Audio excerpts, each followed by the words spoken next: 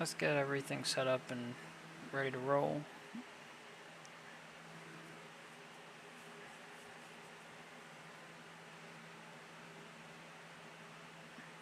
The live chat is up for both Twitch and YouTube. Unfortunately, they can't be combined. I don't know what's going on with my Streamlabs. It's not letting me actually see the YouTube chat.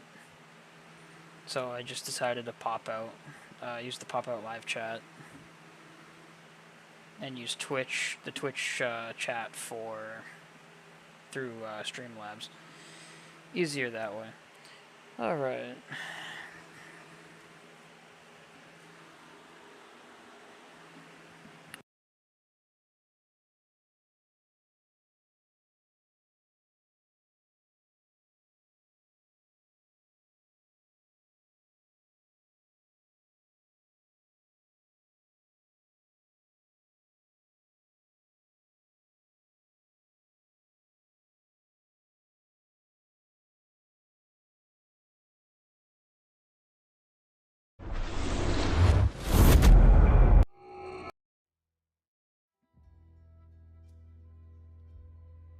Oh yeah, before I started the stream, I wanted to let most of the people, or those who actually do watch my streams, if you go to my YouTube channel, the live streams are now in the ongoing section on my home tab.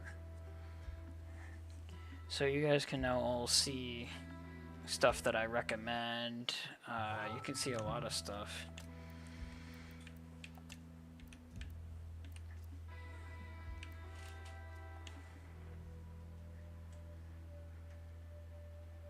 Okay.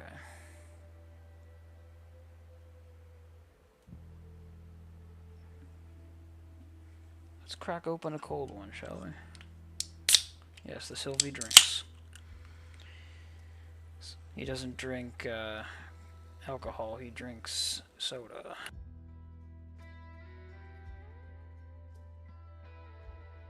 Anyway, let us start. Let me change that to the screen time on the loading page. Continuing back off to where we left off in Itakua Province. Intaka Province, I think is what it's called. I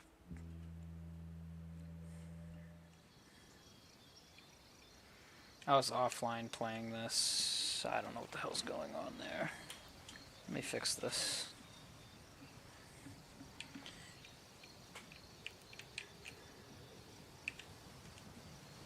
Oh, haha! I know what's happening.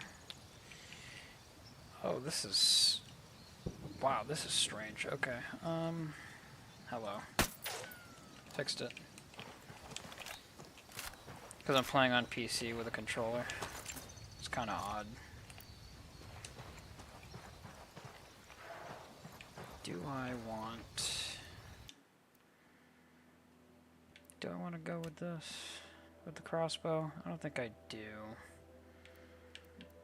I can't really use the M40 because they have you start off with an ACOG and you gotta find the sniper scopes in different provinces.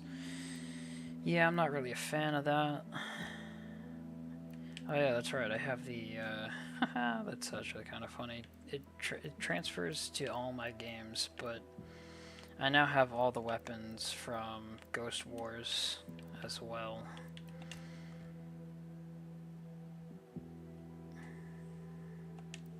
So now it gives me a somewhat useful weapon or firearm. I cannot see the YouTube chat again.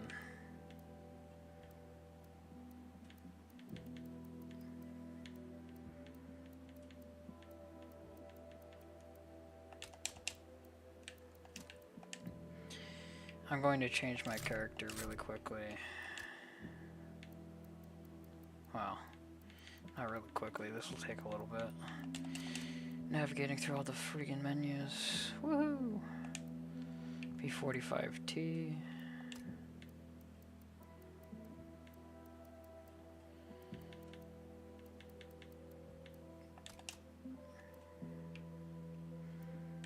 Oh, that's right. I gotta fix that too. Oh, that sucks. Whoops.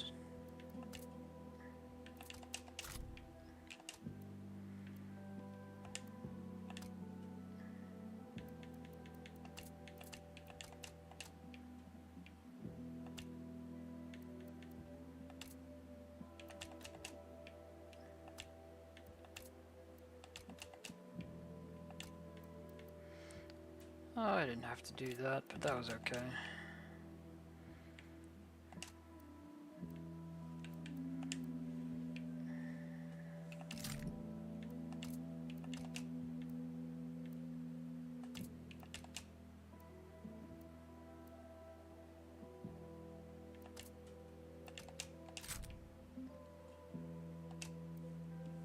Alright, that's okay for now. Excuse me, I gotta pop the live stream chat up again because for some reason it likes to disappear. Then we can go to my appearance.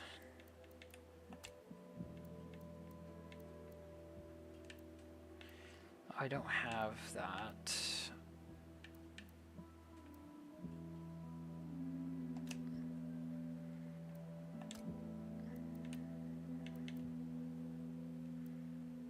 I mean, the Dying Earth one still looks amazing for this character, but I don't want that. Okay.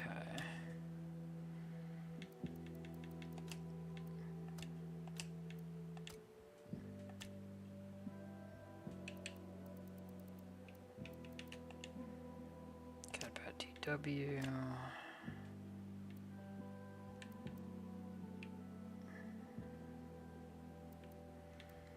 The Molly harness or not, I don't know.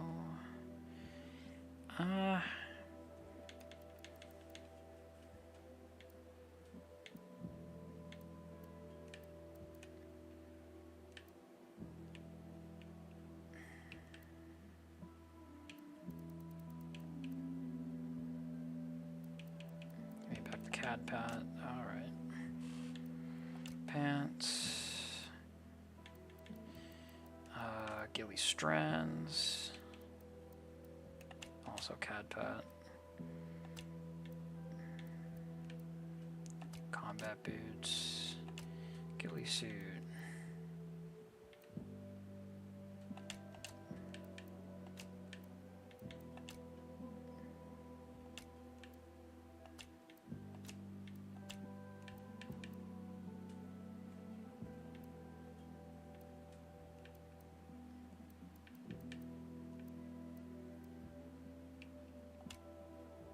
the horse balaclava.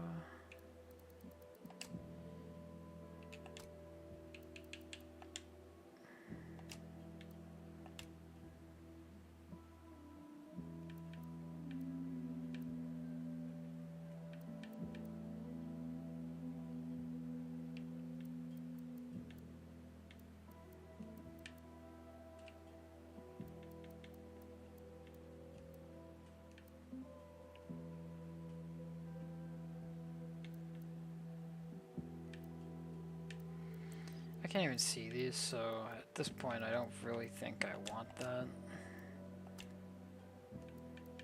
Headsets and earpiece.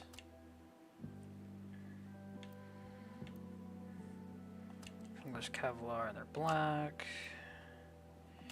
Backpack would be the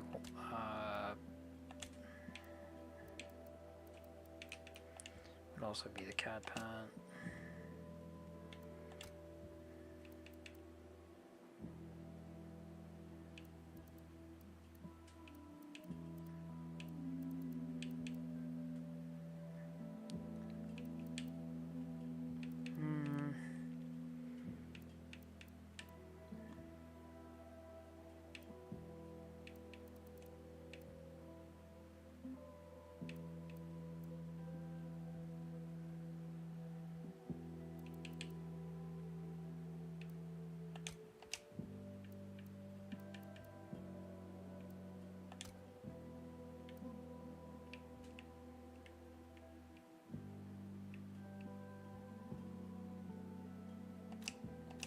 That's fine. This is what I was using in another save. Alright.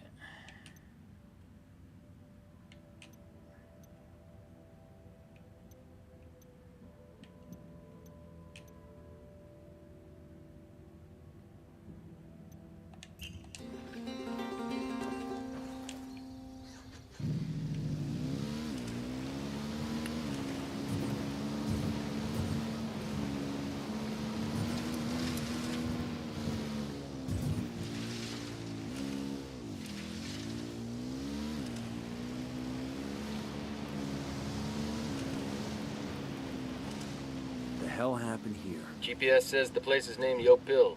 I don't see any signs of fighting. It's just a ghost town. I suppose either the cartel or the dogs chased everybody off.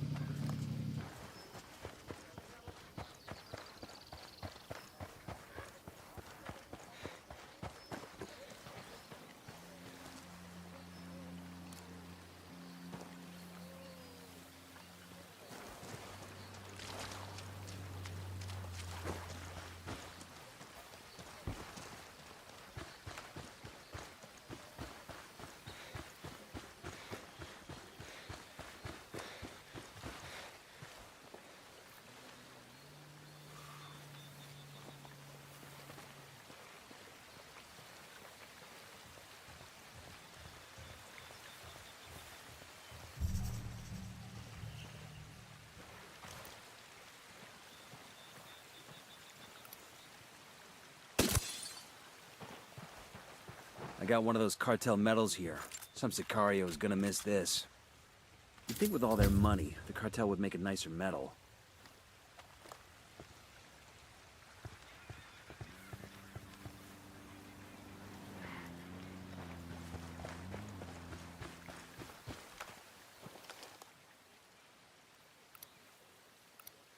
Marking an enemy.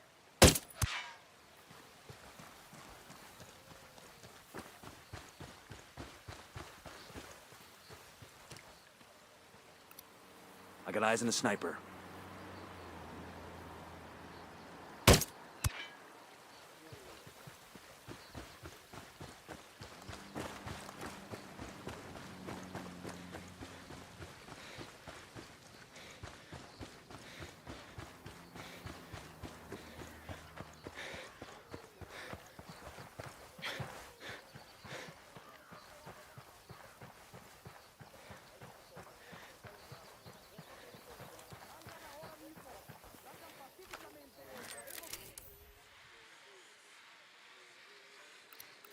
Tango marked, but he's got a civilian nearby.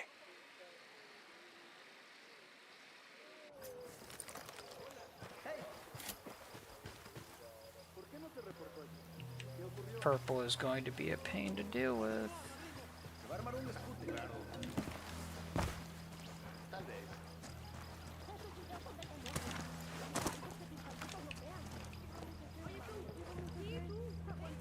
Hi, how's it going?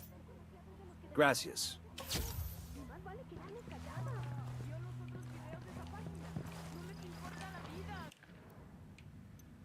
Okay, there's a compensator here, Buena Vista. Get the vertical foregrip, which I do want to go to in a second. There is a mission over here somewhere. Unless I already did it, which I don't think I did.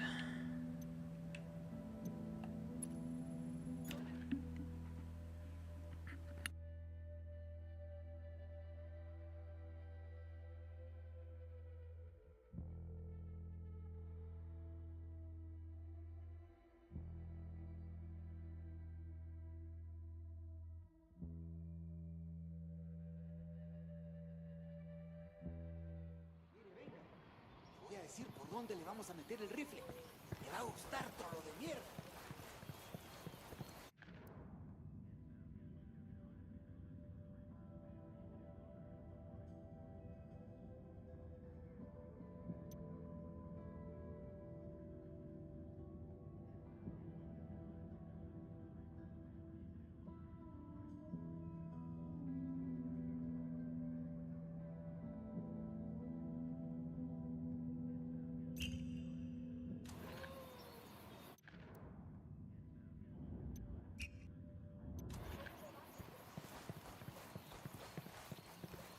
It's just trying to move myself out of the way.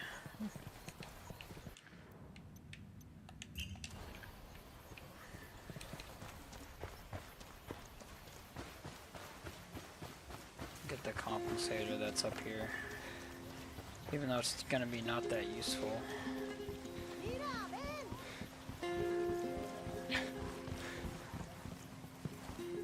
My guess would be these.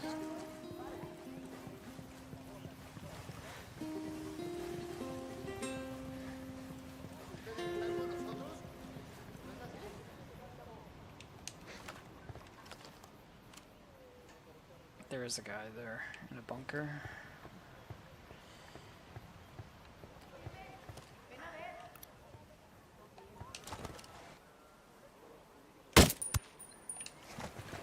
Bunker guy dead.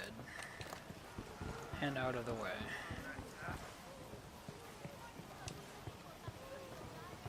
I don't see them, so they're on the other side of the wall.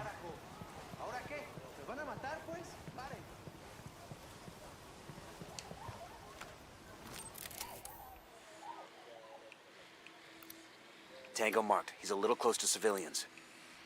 Tango marked, but he's got a civilian nearby. There's enemies in here. Marking a Tango. He's close to that local. I got a target carrying submachine guns. Okay, I can just bypass that building, because there's no point in me needing to go in there. Unless I want to, you know, rescue the guy in the cage, but they always end up back in there because that's how this game was made. Alright.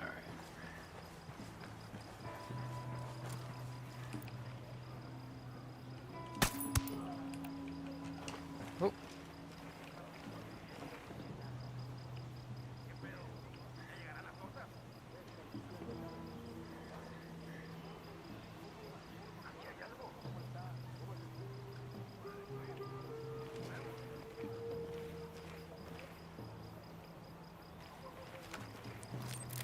That don't look right.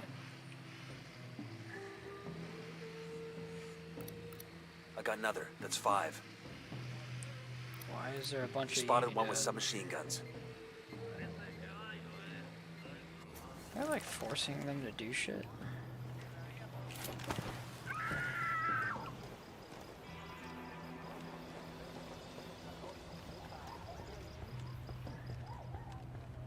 I got eyes on a weapons case. No, you don't. It's above you, you dumbass. My character is... I don't know.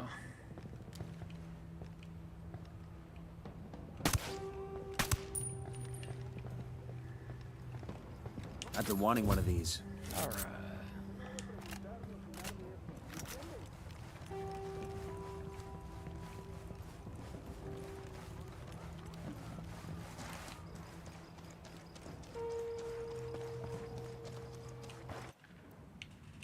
we can... We've learned that an Unidad captain named Fuentes has been working with Yuri and Polito. Interrogate Fuentes and see what intel he can give us.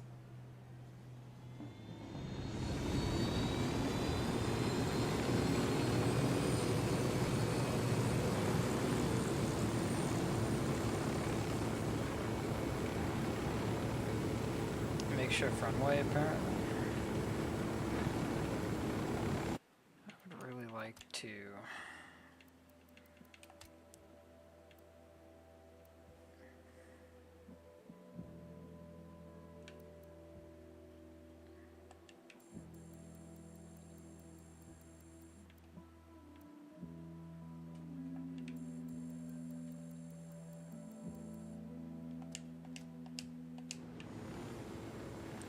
I just don't want the sound of the helicopter to annoy you guys.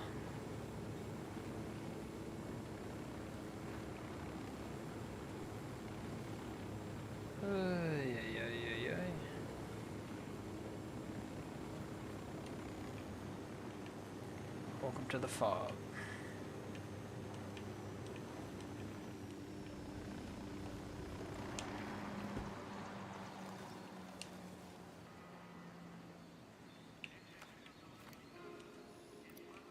Sniper, top of the tower. Sniper up in the tower.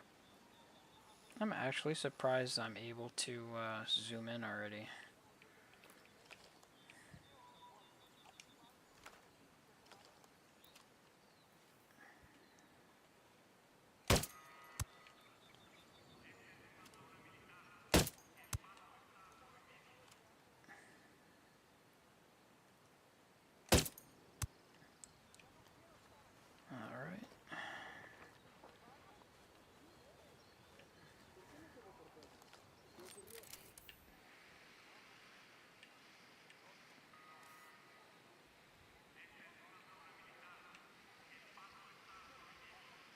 Here we go. Got it. Eyes on the Unidad captain. Alright.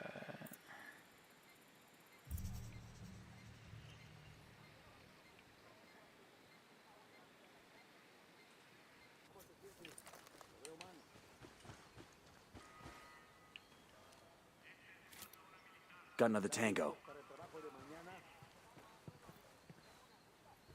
The other guy is in the pillbox that's right next to the entrance. Okay, this is the Unidad firebase. We're looking for the captain who's in contact with Yuri and Polito. We need the target alive. Roger that. Ooh.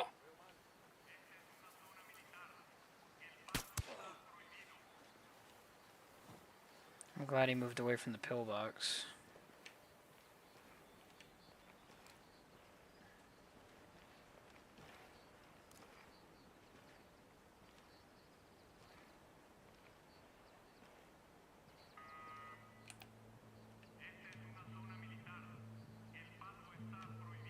I don't know if he's the only one there, though. What I'm really surprised at is they don't have drone jamming. Okay, cool, it's just him.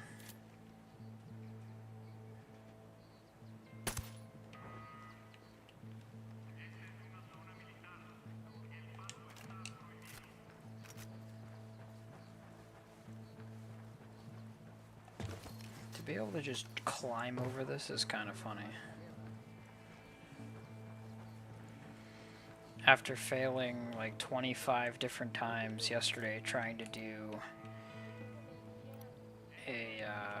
another Unidad mission in a much further along Got eyes on the tango. He's got a lot of background. Sorry, save file. And it was not easy. Because they set up a pincer maneuver between both Santa Blanca and Unidad, which is what I'm trying to get to right now.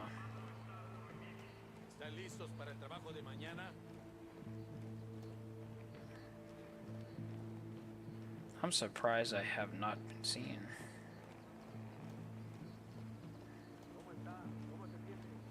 There's a weapons case over here. Ah, I could use this. Really, the PKS. It's something you have to acquire. I didn't know that.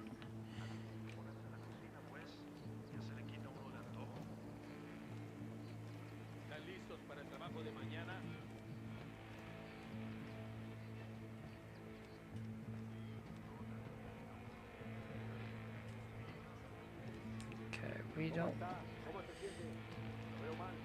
don't want to be spotted by this guy.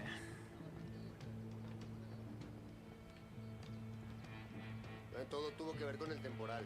Easy. Oiga. Camine. What the hell is this? How's it going, fuckstick? Pendejos. You are dead.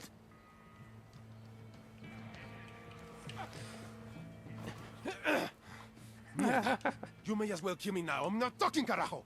Well, that's your choice. But with a pair of sick fucks like Yuri and Polito, one day that might be you hanging from their ceiling. You can't trust them. It would be a relief if I took them out of your life. Look, I'm not a snitch, but let's just say, yeah, they freak me out. The thing is, they're not even in Itaqua. So call them back to Itaqua. Tell them you've got a package ready.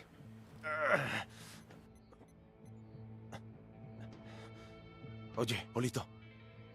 I got a lamb ready for delivery. Un borrego. Vale.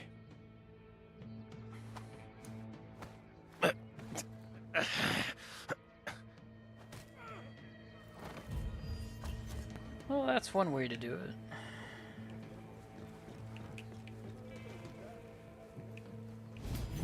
I see no reason to stay here.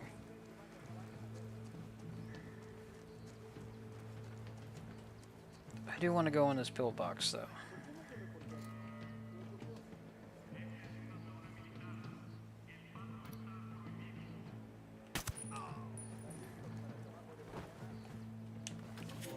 Nice document.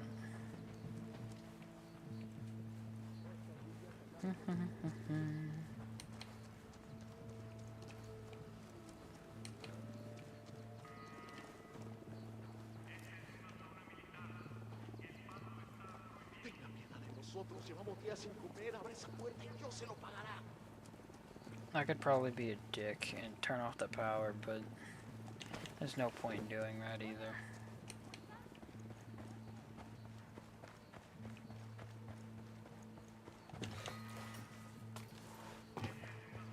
All right.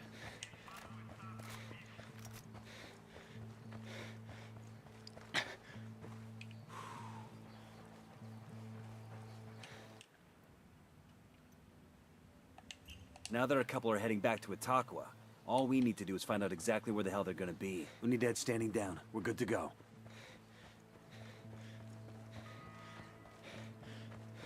I didn't realize that there was a weapon here. I must have forgotten.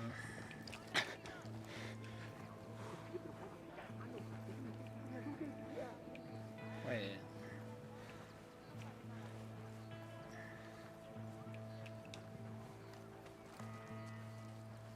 Okay.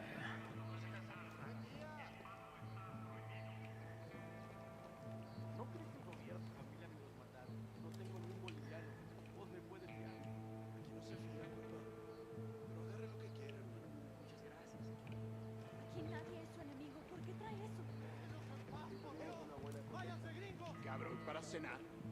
Ya quiero llegar al cuartel.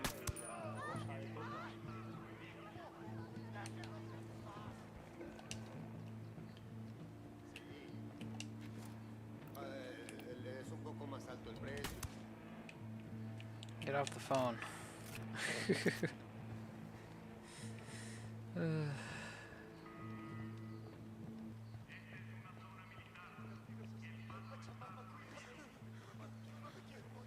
Where is the entrance? Tango marked. He's a little close to civilians.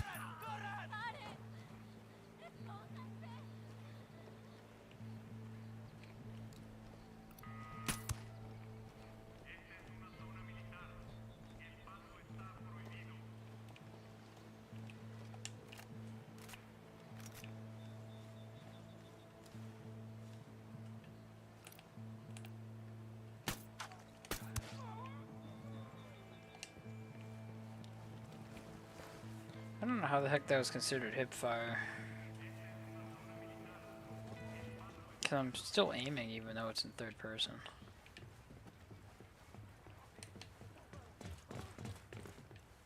Yo, I got a weapons case here.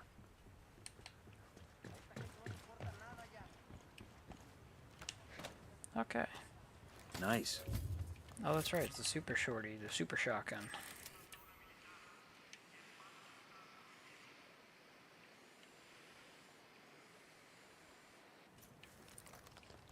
It's a stupid short-range shotgun. It's really funny to use. I think the best time to ever try These and supplies use will that, buy us a lot of goodwill from the rebels. the best time to use that shotgun is... What province is it? It's not a Coro. In Villa Verde. Because the enemy's main weapon is that super short shotgun. I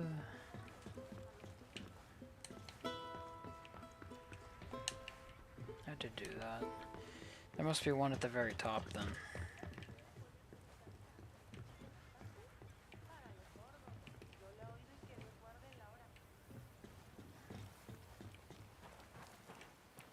I don't like the R5.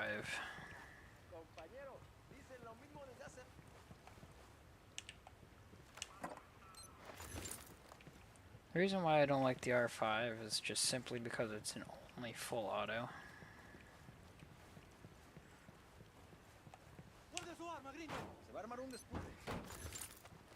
Alright. I'm getting stuck in the wall. Stable aim. Bullet spray on firing weapons without aiming. Drone.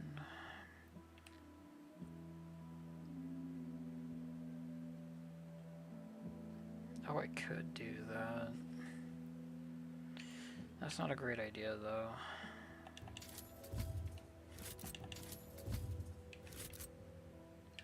Grenade launcher. Grenade launcher is quite nice for certain missions.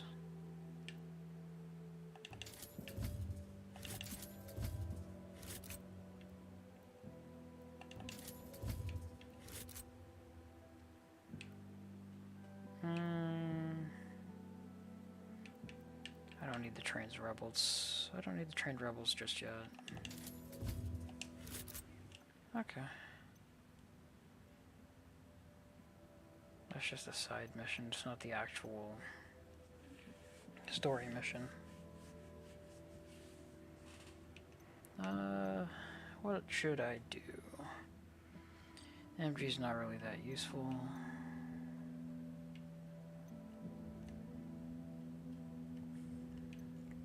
I can steal the sports car.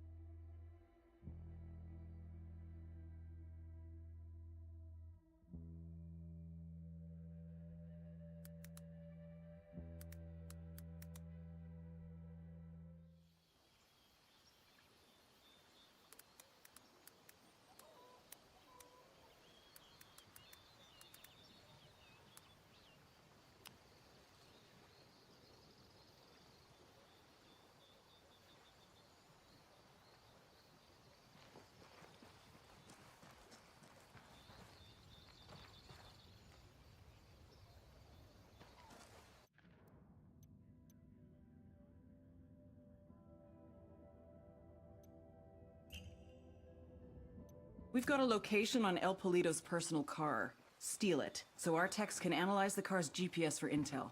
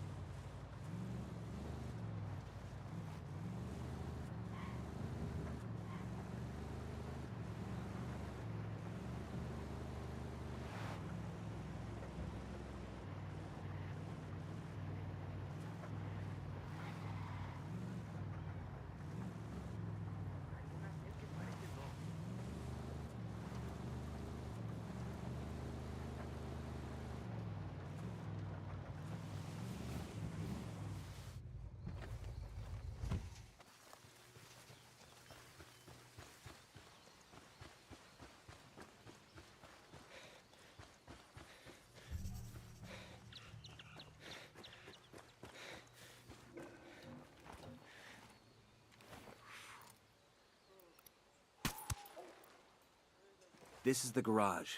Sound off if you spot Polito's car. Roger that.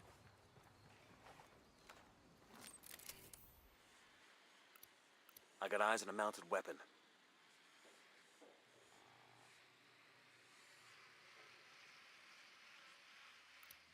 Got another tango. I got a third. Target marked. Keep an eye on your background. That makes 5.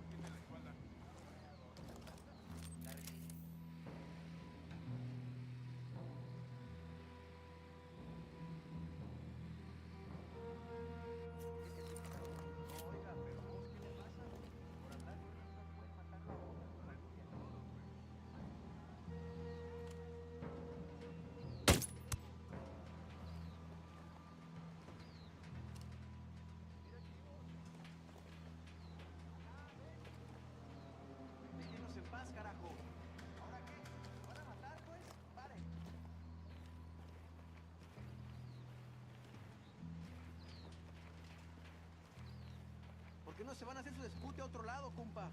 ¡Déjenos en paz, por Dios! ¡Váyanse, gringos!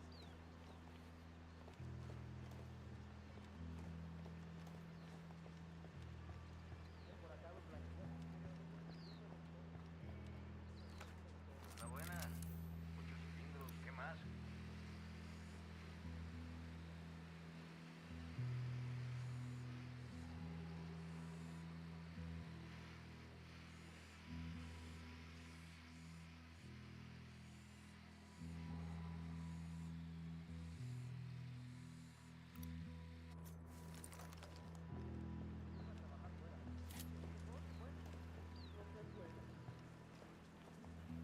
Me cansé de esperar. Tengo hambre.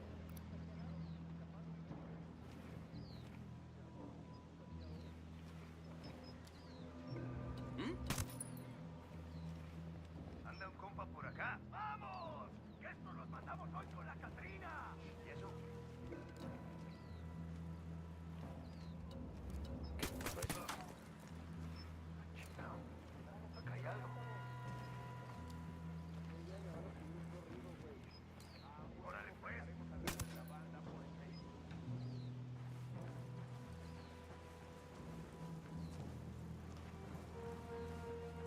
No hemos hecho nada. Libérenos, por favor. Se lo pagaremos bien. Creo que es hora de verme con la muerte. ¿Hay alguien ahí?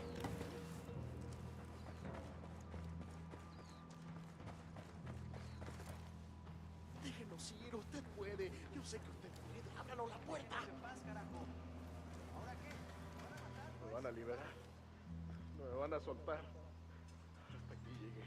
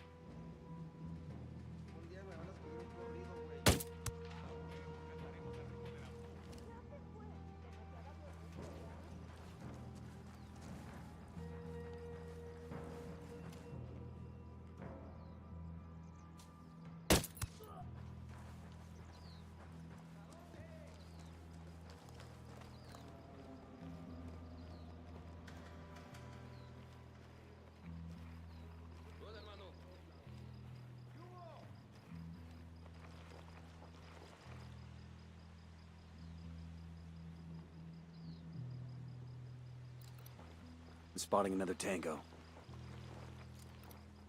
I got a third target.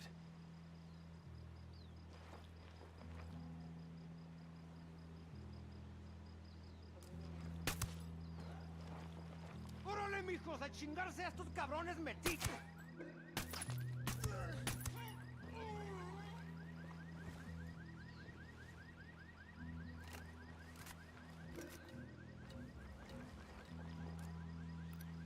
I see a second target.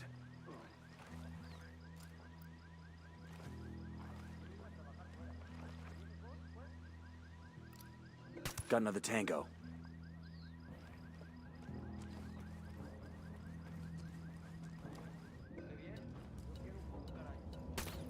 Got another tango. I see a second target.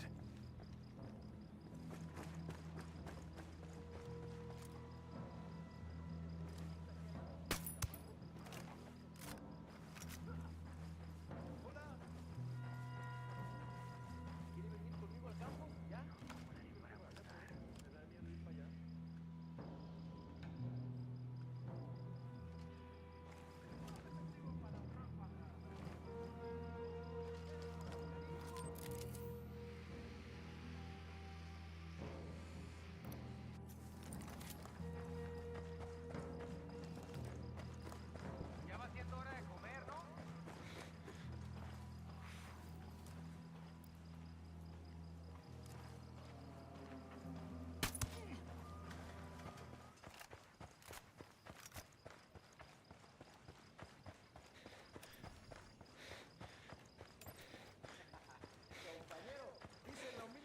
There it is. Eyes on Polito's car.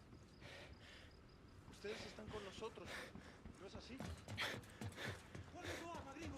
Va a armar un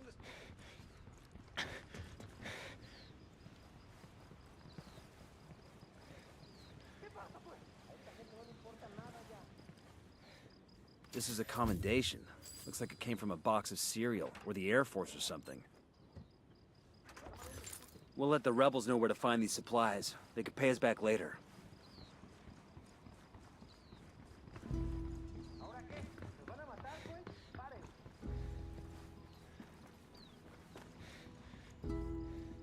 ¿Por qué no se van a hacer su dispute a otro lado, compa? This car is swanky. And there's a bloody condom in the glove box. Make that 2 bloody condoms. I guess that confirms it's Yuri and Polito's ride. Even if the condoms come standard, it's a sweet fucking car. I never could understand the narco bling. You get an expensive whip, put chrome rims on it, then you just drive it around the same dusty towns you were driving around before. You totally want one of these cars, don't you? Fancy car, fancy suit, still the same street, so what's the point? Air conditioning.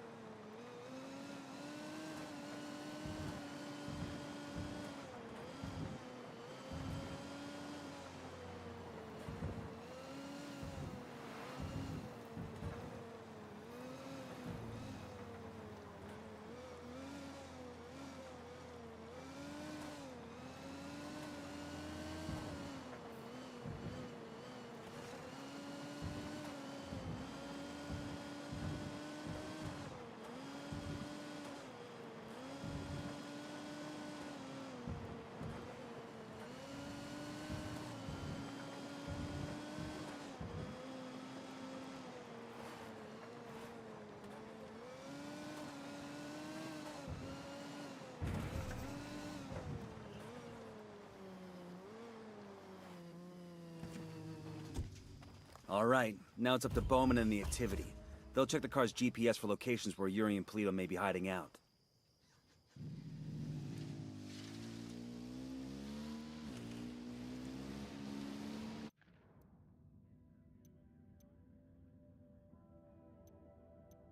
Pakatari's rebel movement is on the verge of defeat. If we help him turn things around, we'll be able to count on his support in the future.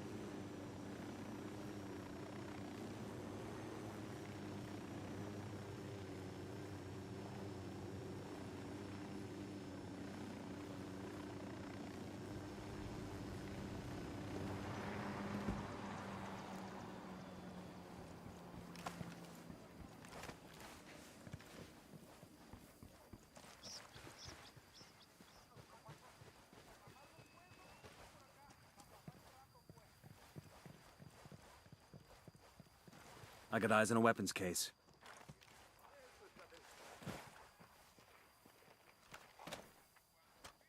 Awesome. I could put this to use.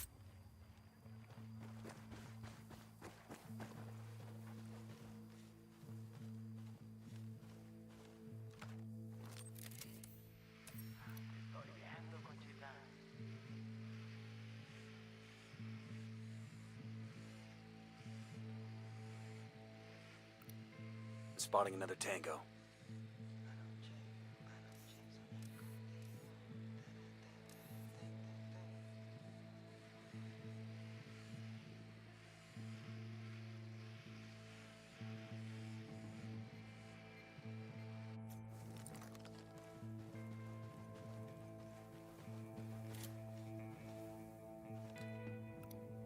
Tango number 3.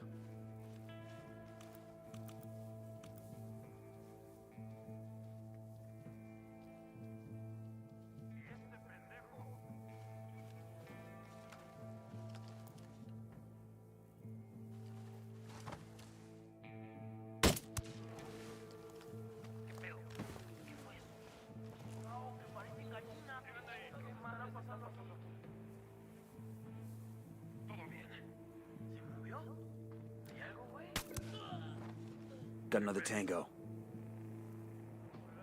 ¿Qué pedo? ¿Algo se está moviendo ahí? Todo bien.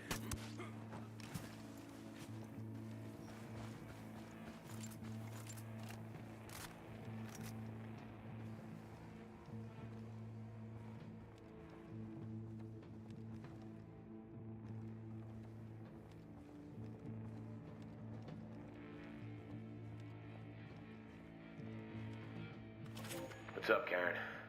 Thanks for that intel on the rival cartel.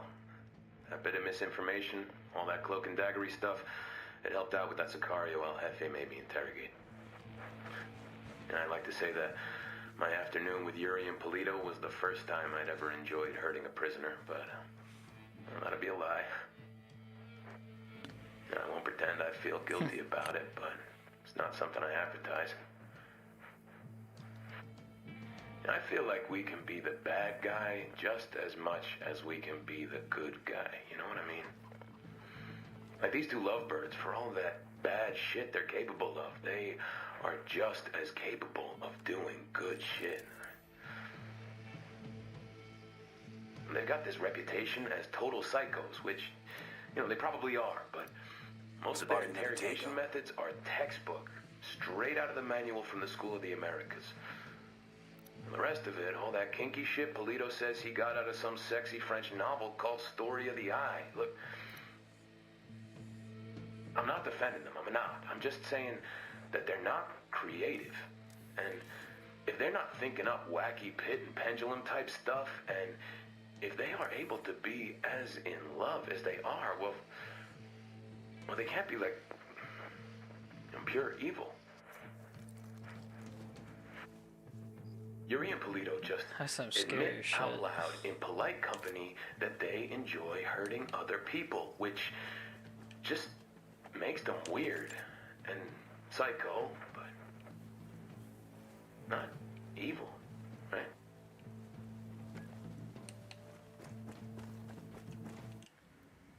Okay, so this was kind of a bust. At least in my eyes.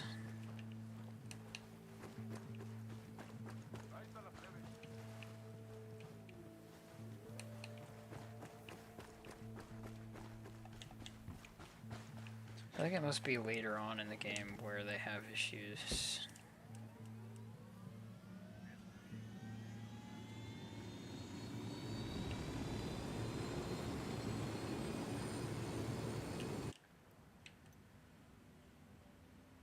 I would really like to, I do like the Rebel side mission, though. The vehicle drop-off ones. Pakatari's rebel movement is on the verge of defeat. If we help him turn things around, we'll be able to count on his support in the future.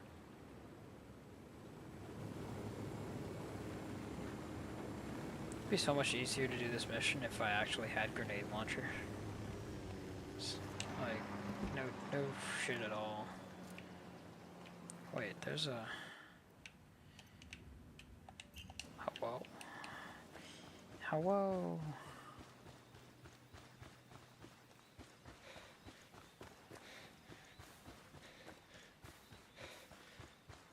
I want to see this chopper.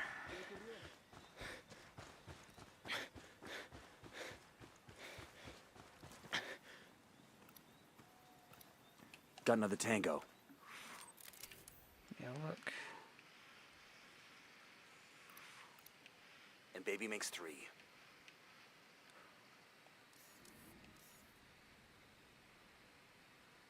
I can't tell if it does.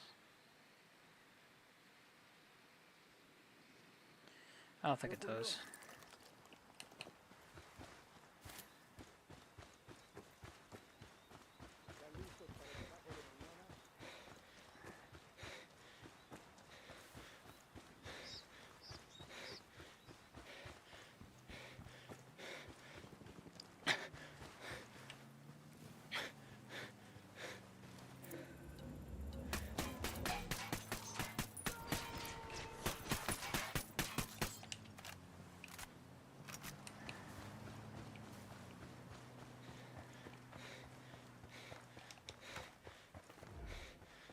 I think I shot the shit out of a random civvy. Whoops.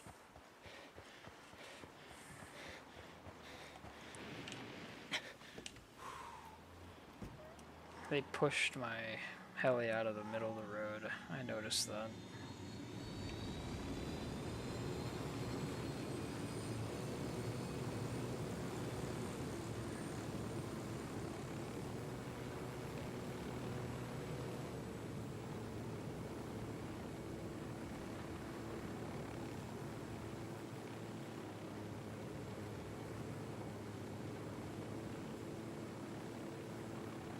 Not driving as fast as I am.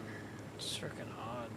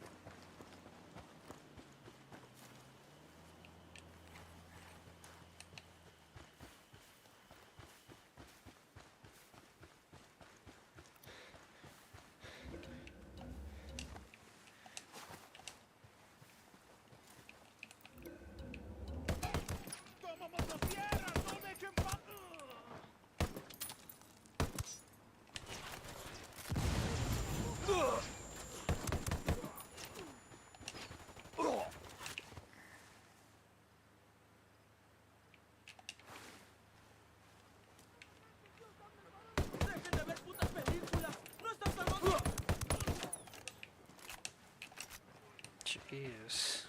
I'm glad for night vision.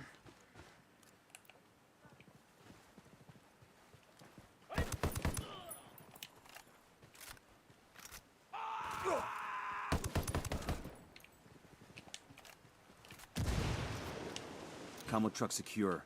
We'll send the location of the radio gear to the rebels. Pakatari's got some brass ones, I'll give him that. Give that fucker an inch and he'll take a mile. If he can get us to Yuri and Polito, it's worth it. Let's get it done. Oh, it's gonna make me do...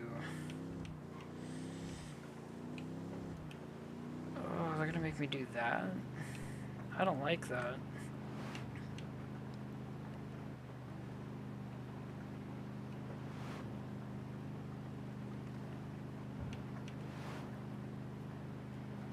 They're gonna make me do the Rebel Radio side mission.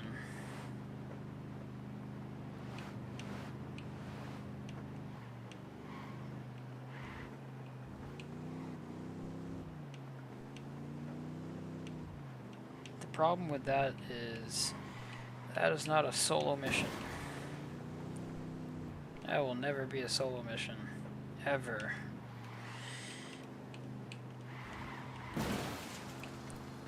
Gotta love this truck being that powerful.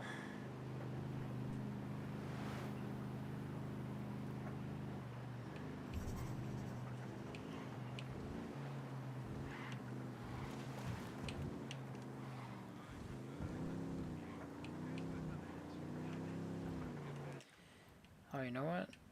What am I doing? Just fast travel. Lol.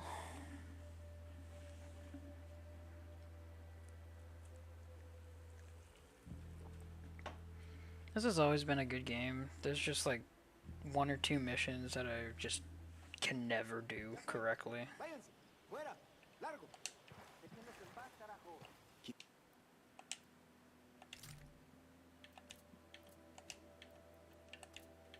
I'd much rather have the 30 round mag. Compensator's fine.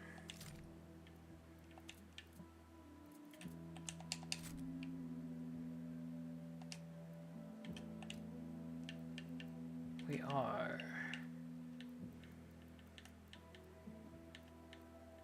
going to use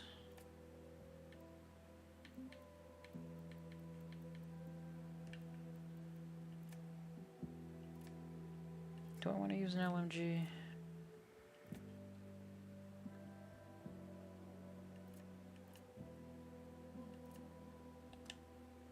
The sad part of the LMGs is it's really hard to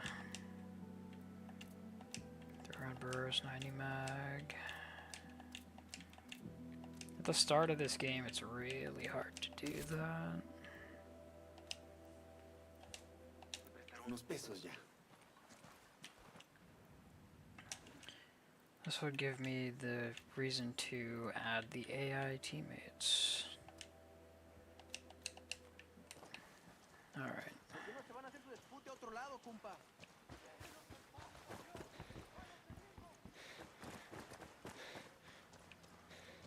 Dig in. The cartel's gonna hit this place hard once that transmission starts.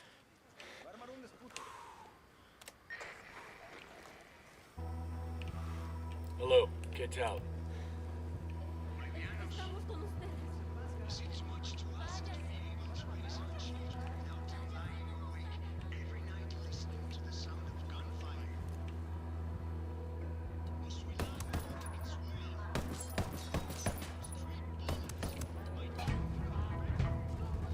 Weapons free, weapons free.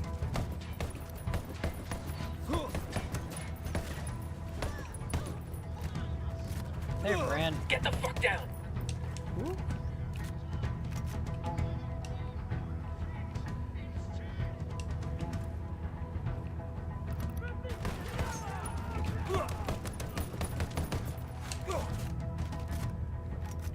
Alrighty.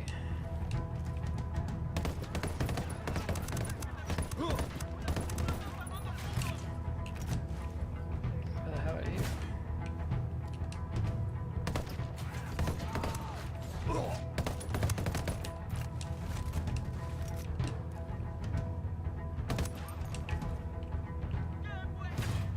That goddamn emitter We got a taking a lot sniper, of get down. damage.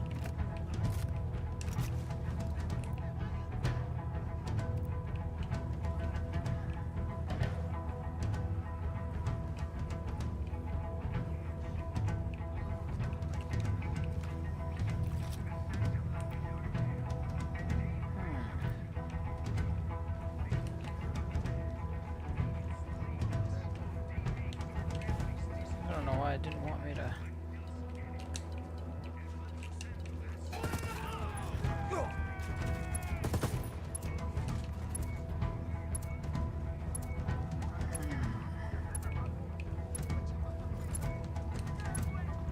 Show's over. That ought to get the rebels fired up. Well done, compadres. My speech was heard all over Bolivia. It is only a matter of time before the people rise up and join our cause. Viva la revolución! Glad we could help. Now what have you got on Yuri and Polito? Nothing yet, amigo. Those two, they cover their tracks well. But my people are working on it. We will know something soon. In the meantime, my revolutionary brothers in Itaqua stand ready to help if you need them. Just call, and they will come. I'll keep that in mind.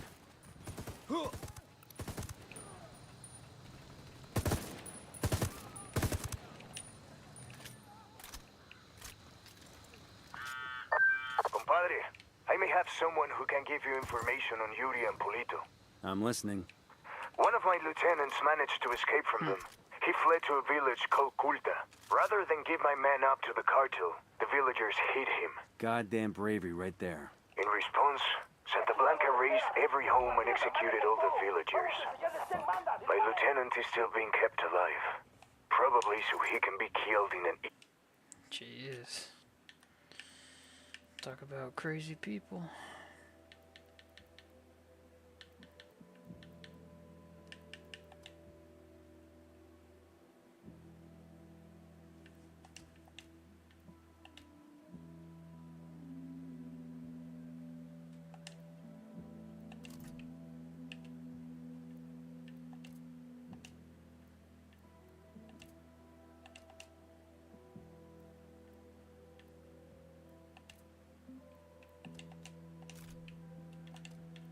Gotta use the paint presets in order to change everything to CADPAT.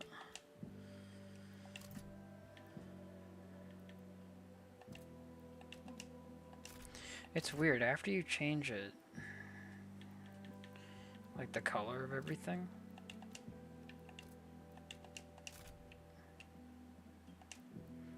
then the for some reason you're allowed Understood. to. We're heading to Culta now.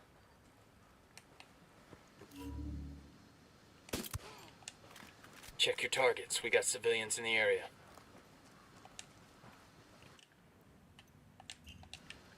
I want that. That document. There's a lot of civs. There's a lot of civs and vehicles in the area. Camaradas, hermanos, fellow cocaleros. I look at your faces and I see the scars the men of the Santa Blanca have left on this land. Stealing our coca, threatening Just shaking our my way of head at life, that. burning our houses, murdering our children. A trail of ash and blood. Oh yeah, I can get rid of the gameplay aspect that has teammates on. Alright, where to go from there? A captured rebel being held in the village of Colta might have valuable intel on Yuri and El Polito.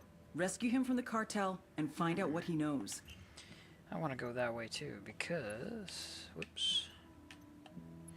Because I want that vertical grip.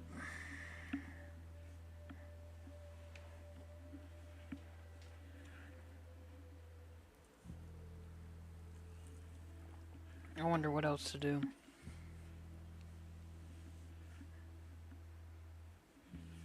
The Sylvie, who's apparently good at gunfights now,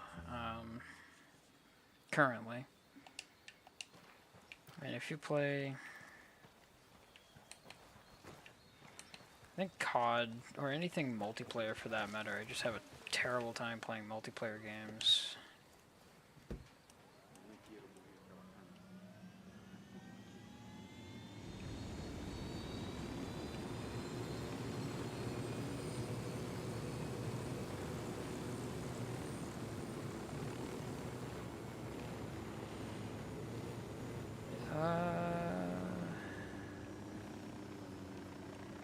I'd like to land.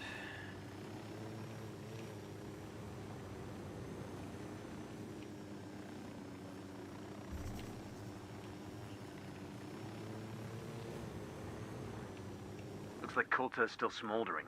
Keep an eye out for the rebel they've got held here. Aquí hay algo.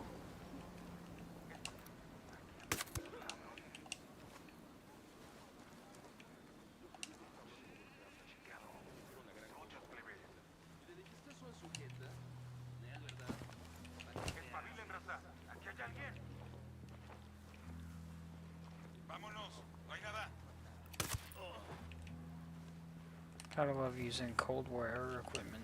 That still works crazy good.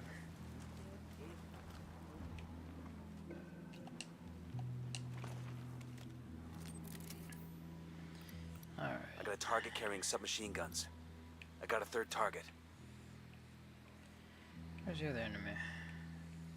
Why do I not see him?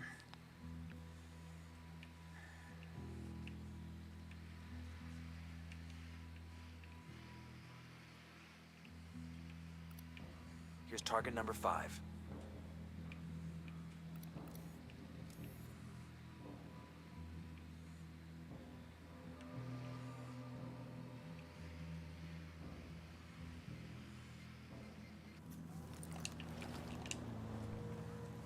Ooh, almost got ran over.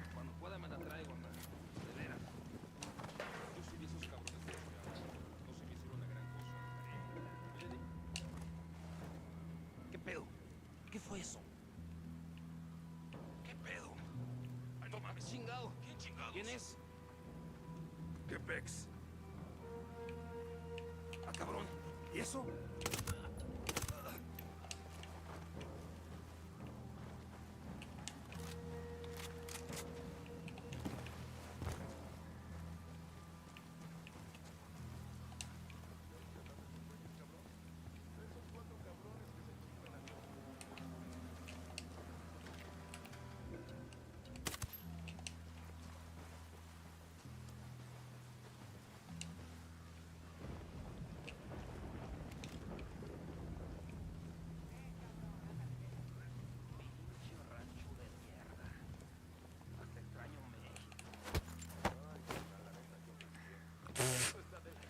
don't know what the hell that was, but okay.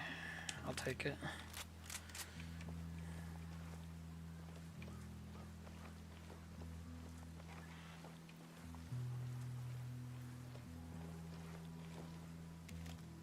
Okay. I got another. That's 5.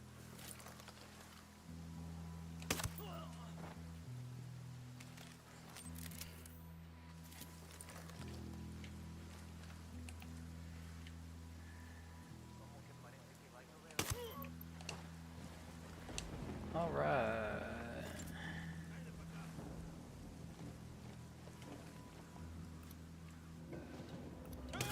He makes 5.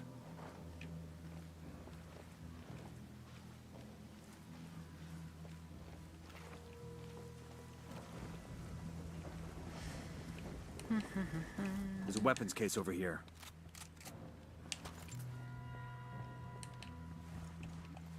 I've been wanting one of these. Be the loadout.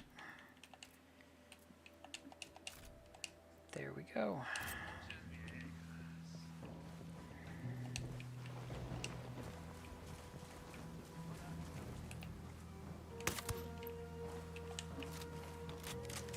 Gotta love how quiet the MP5 is.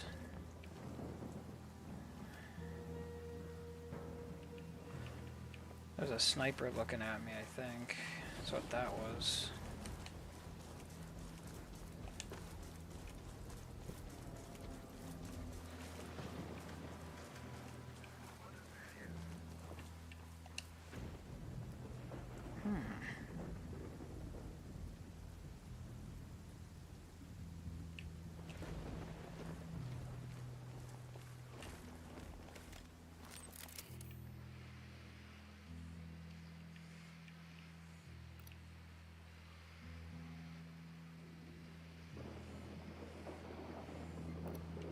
I got another. That's 5.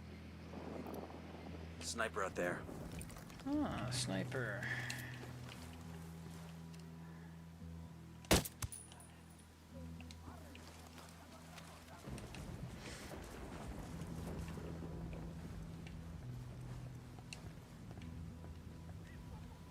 ¡Mierda! ¡Es el enemigo! ¡Cúbranse!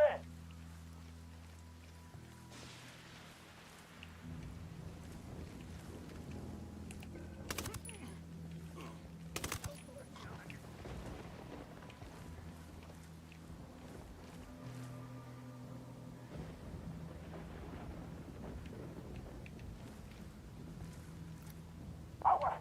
¡Nos están tirando sus puntos del sur! ¡Lléguenle con la patrulla! ¡Aguanten, cabrones! Hay una patrulla que va hacia ustedes.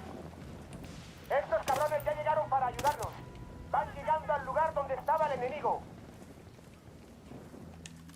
That's a lot of enemies.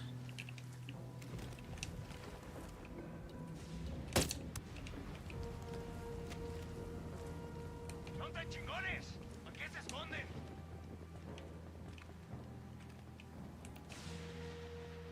Me lleva la chingada.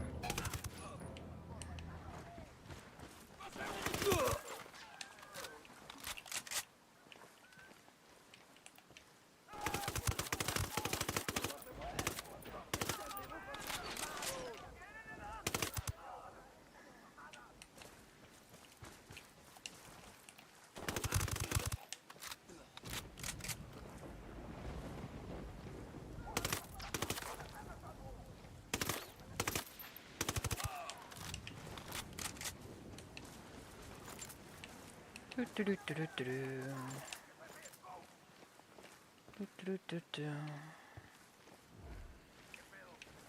chingados esperas? ¡A partir de la madre con todo! ¡Vamos a enseñarles quién manda! ¡Disparen!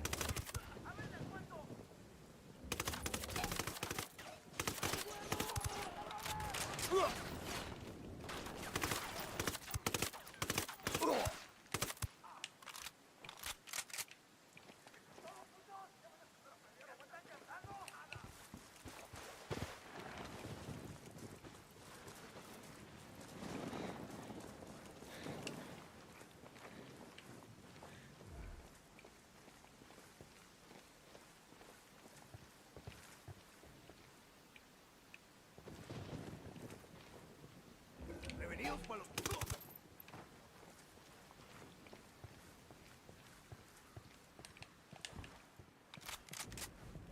Oigan, gringos, help me get out of here. You okay, hermano? What do you want from me? Yuri and Polito, the fuckers who tortured you. We're here to make them pay for what they did. But we need to know where they took you. We didn't travel far. I remember that much, and it was quiet. Out in the country somewhere. There was a smell, like old animal skins.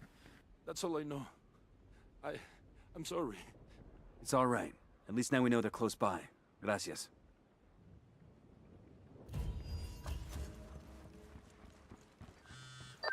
Nomad, we finally got a 20 on Yuri and Polito. The activity cross-referenced the car's GPS with that description you got from the prisoner. They're at a hunting lodge. Rumor has it they use that spot for their enhanced interrogations. Send us the location and we'll take care of it. Put them in the ground for me. Make sure they feel the pain.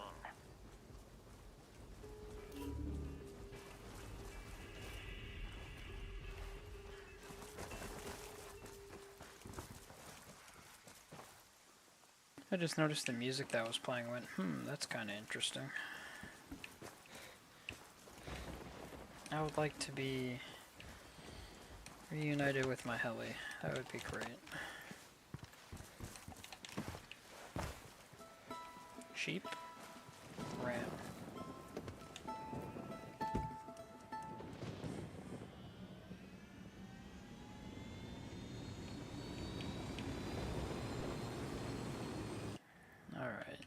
We've got a location on Yuri and El Polito. Let's pay these fuckers back for what they did to Sandoval. I don't care how you do it, so long as they both end up dead.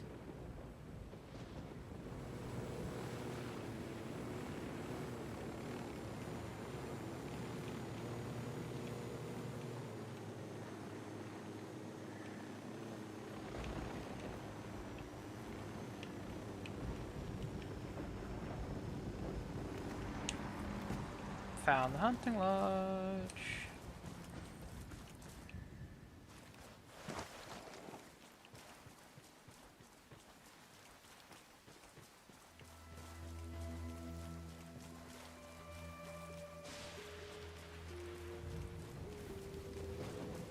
Advance on the lodge. Stay alert.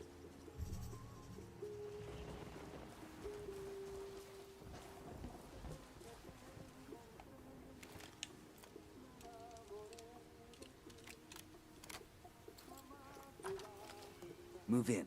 Watch those doorways and corners.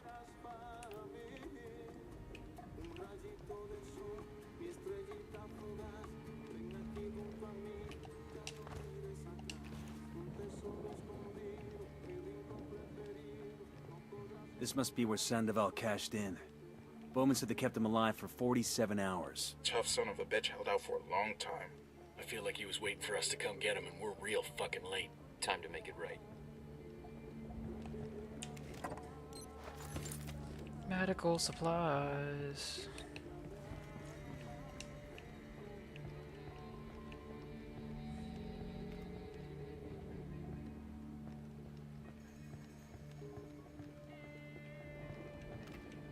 Cariño, who were you before you met me? Mamacita, I was nobody. Nothing. I could not have even imagined a life so deep, a love so full as the love I have with you.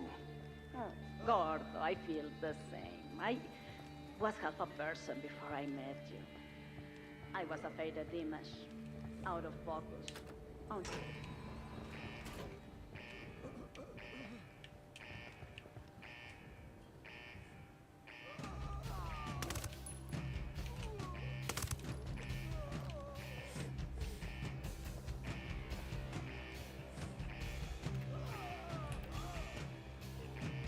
¡Los están dando!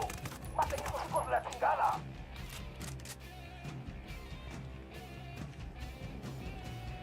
¿Qué chingados esperan? ¡A partir de la madre con todo! ¡Vamos! Frag out. Get some. Me carga la chingada! Whoever the fuck you are, I'm gonna bleach you slow! Yuri is down.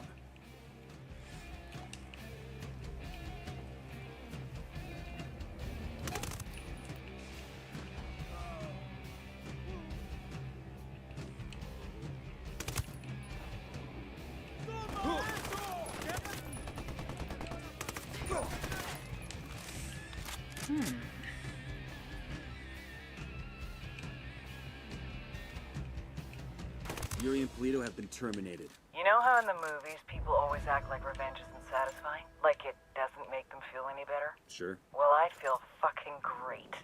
Taking out that lovey-dovey horror show also earned us some points with the locals. Make contact when you find something new. Bowman out. Woohoo!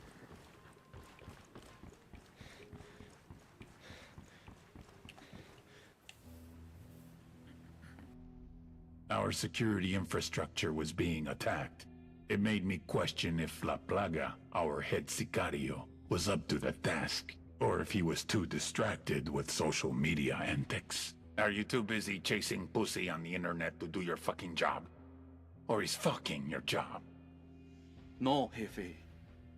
He's my brother, Sueño. I will keep him in line. La Plaga got the message. Too well. He doubled down. Whoever's behind this, know that we will find you. Know that for every one of us you kill, we will kill 10 civilians at random. There is no such thing as innocent to me. The little pendejo had no idea how much damage he had just caused.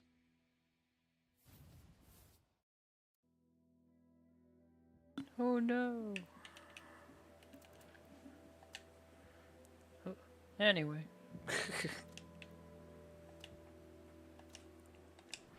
I wish I could put this in German because I'm using German weapons. Inhaltlich Koch weapons.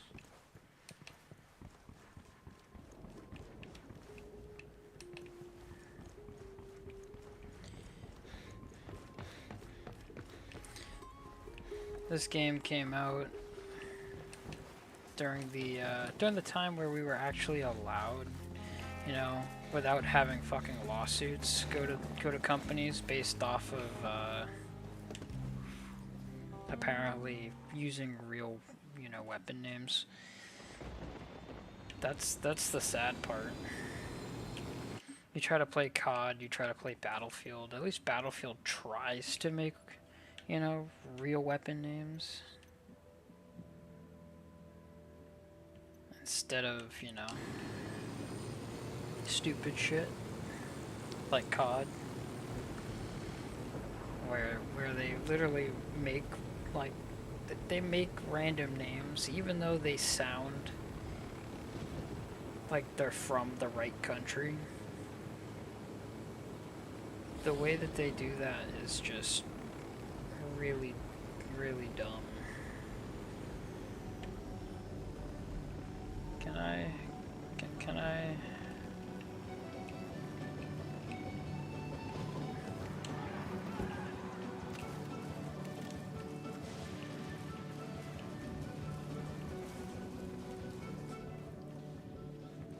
There's the quill legend.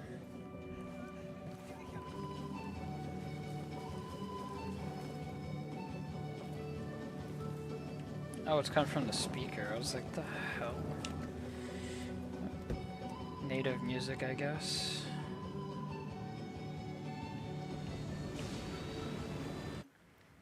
Alright, so I can branch out in any way I choose. I could go to Okoro. Could go to San Mateo. Could go to Barvechos. Could go to Pagara.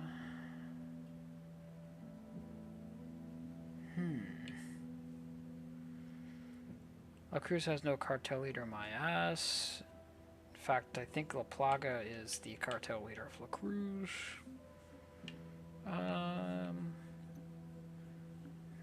Nomad. No. That's in Montayuk.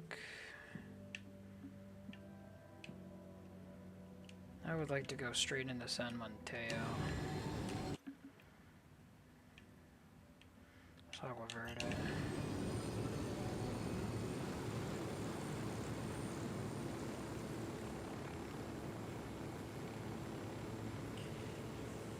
Just a reminder, if you guys actually like seeing the content and me playing these games, to subscribe, hit the bell icon to get notifications of when I'm actually live streaming, you know, stuff like that. That way, you know, nothing bad Nothing bad happens to me, and I only gain instead of lose.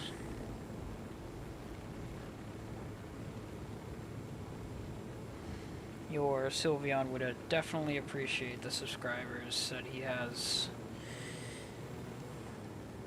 Especially because all that shit is free. And I don't make any money making this content. I take the time out of my days off to make the live streams for y'all. We are in...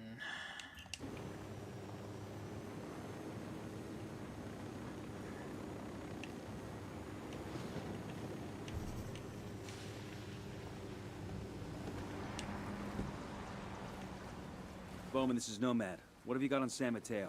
San Mateo. Over the past few years, a lot of people have been disappearing from that province.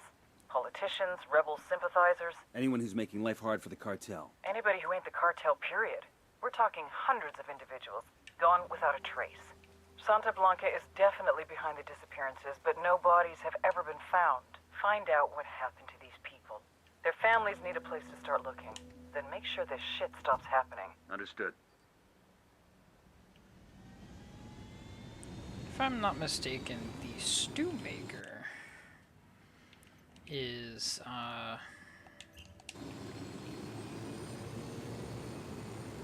San Mateo. The man, the myth, the legend that is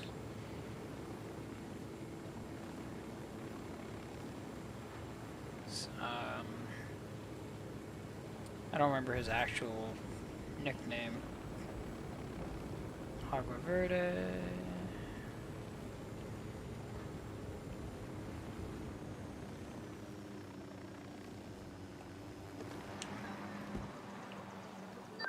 Bowman, we just arrived in Agua Verde. Welcome to Narco Paradise. Agua Verde used to be a national park, but Santa Blanca turned it into a place to wine and dine VIPs. Run by this narco junior called Carzita. He brings politicians, judges, and CEOs there for relaxation and cartel-sponsored debauchery. What's the play? We need to know who Sueño's making deals with. Carzita must have a guest list somewhere. You get him, you get the names. Understood. We're on it. You guys seeing this? Looks like a hell of a resort. A cartel-owned resort. Let's go scare off some rich folk, fuck with the cartel's tourism, and get Carzita's ass back to Agua Verde. We got some intel from Bowman on our boy Carzita.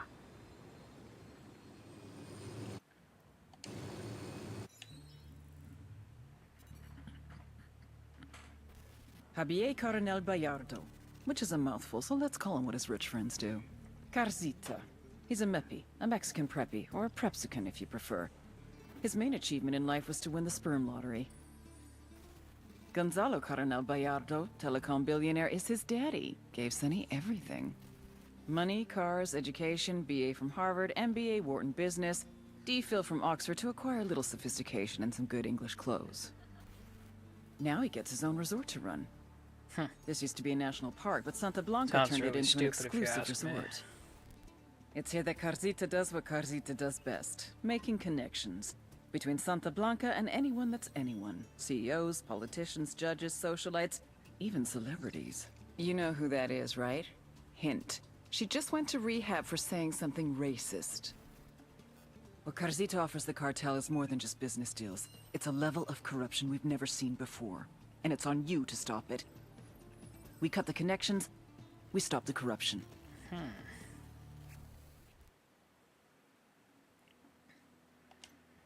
Alright, well, there's already a...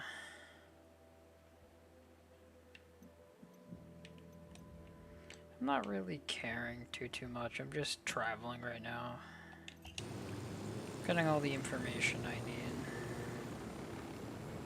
from the different provinces.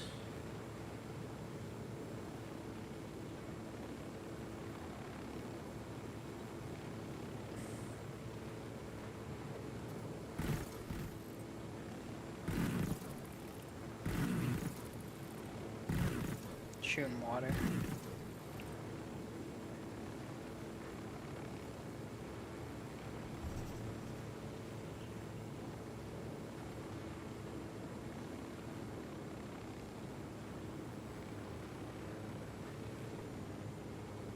Welcome to the farmlands.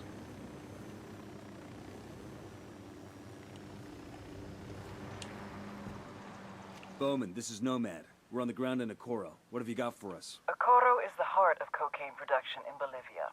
The network there was built by El Yayo and predates Santa Blanca by more than a decade. When El Yayo joined the cartel and became the boss of production, he handed Okoro off to his grandson, who goes by the name El Emisario. The emissary. He spends most of his time outside the province, rubbing shoulders with politicians in Sucre and greasing the wheels for the cartel. It's not really his job, but the guy's something of a charmer, and he figures this is the best way to make his grandfather proud. El Yayo lets it slide so long as Okoro continues to produce. Fact is, the network is so well established that it pretty much runs itself. El Emisario's assistant handles the rest. Get in there, gather intel on Okoro's production sites, and start fucking things up. That'll put pressure on El Emisario to come back to Okoro and get things back on track before Grandev. Something's not right here. Something's not right. I don't know what that is, but I'm going to figure that out.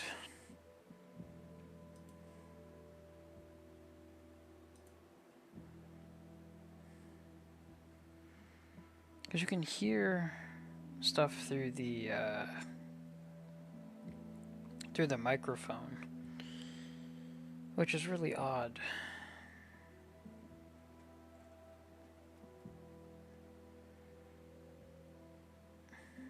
I don't know how to fix that. I wish I knew.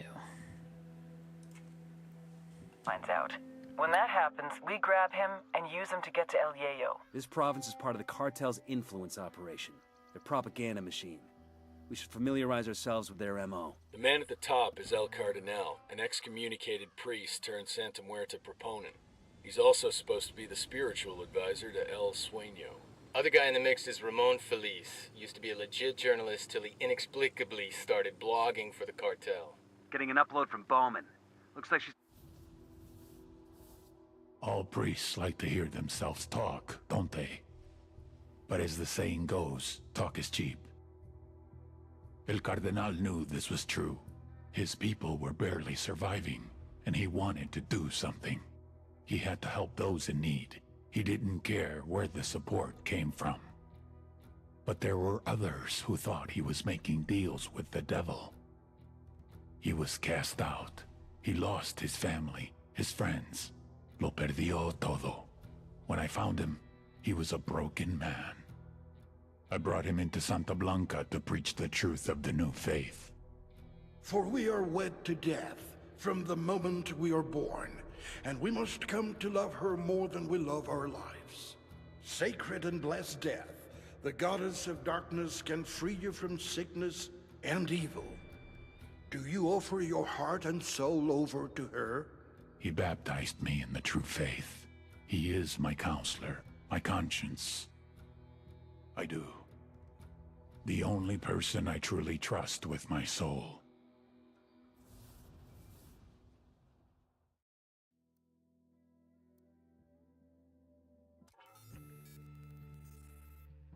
Influence.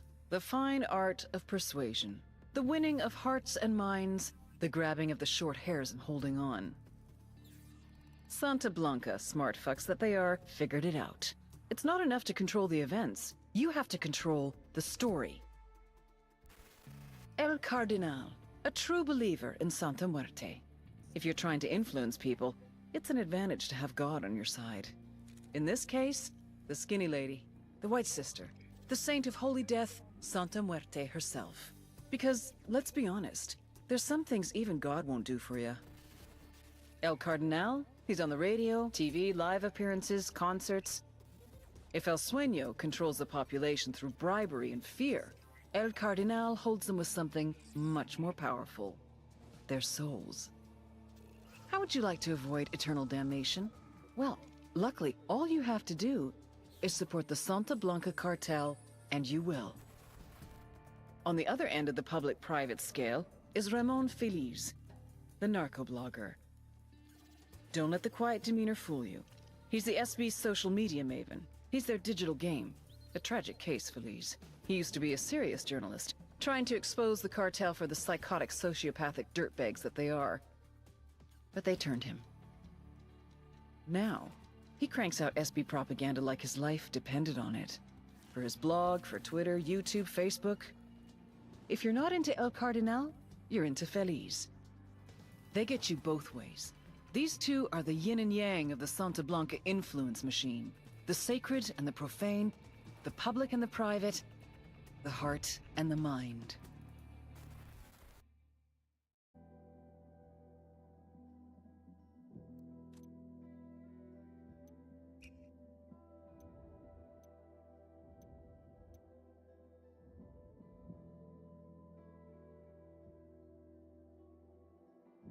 Got some intel on El Emisario.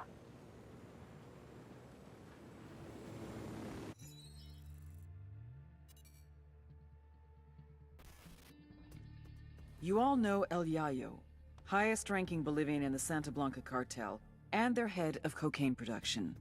But you may not know his grandson, Gonzalo Llana, aka El Emisario, the emissary. Yayo taught Emisario everything he knows. How to produce the best polvo in all of South America, how to maintain relationships with the local Bolivians, and most importantly, how to serve your Santa Blanca masters. Emisario looks up to Yayo, would do anything to honor him, to make him proud. Which is exactly what makes El Emisario the perfect target. His greatest fear is shaming his grandfather. If we hit his coke operation in Okoro, he'll come running back to fix things. That's when we grab him. With a little luck, he'll give us everything we need to know about dear old Grandpa.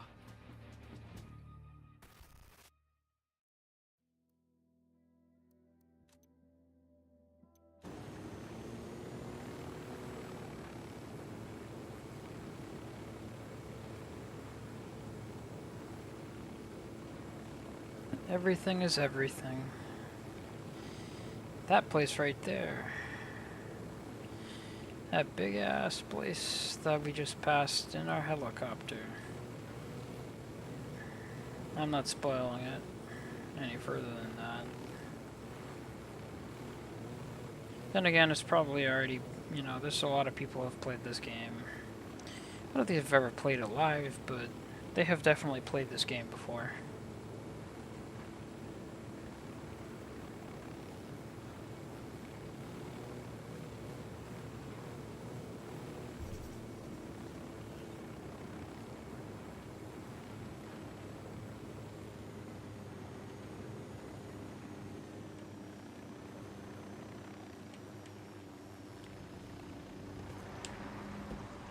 Bowman, we're entering a province called Espiritu Santo. Espiritu Santo is the base for Sueño's religious propaganda.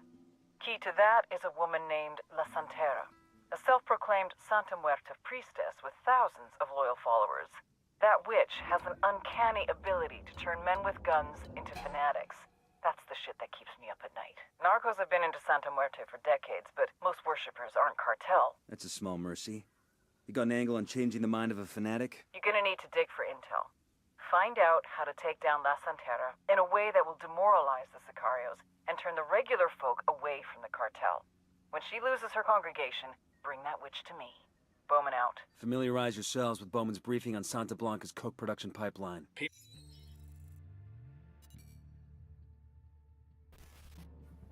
La Santera, the Saint Maker, es una chica loca. This chick is batshit crazy. She used to be a good girl, devout Catholic, until she found Santa Muerte, the skinny lady, and went all in. If El Cardinal is the light, charitable side of Santa Muerte, La Santera is the dark hedonism. The cartel's twisted, fucked up version of the saint. El Sueño knows a chart topper when he sees one, so he put her on his label. Preach, mommy. What's good for Santa Muerte is good for Santa Blanca. He even built her a sanctuary deep in the heart of Espiritu Santo. La Santera's role in the cartel? Ensure loyalty. The more cartel members prove themselves, the more access they get to Santa Muerte. You want Santa Muerte to protect you from bullets? Smuggle 200 kilos. You want to be blessed with eternal wealth? Recruit 5 of your cousins to Santa Blanca. You want to go to heaven? Kill 10 of her enemies. It's like a ranking system for scumbags. The more you do for your cartel, the more the Saint of Holy Death will do for you. A true reward for true believers. And trust me on this, La Santera is a true believer.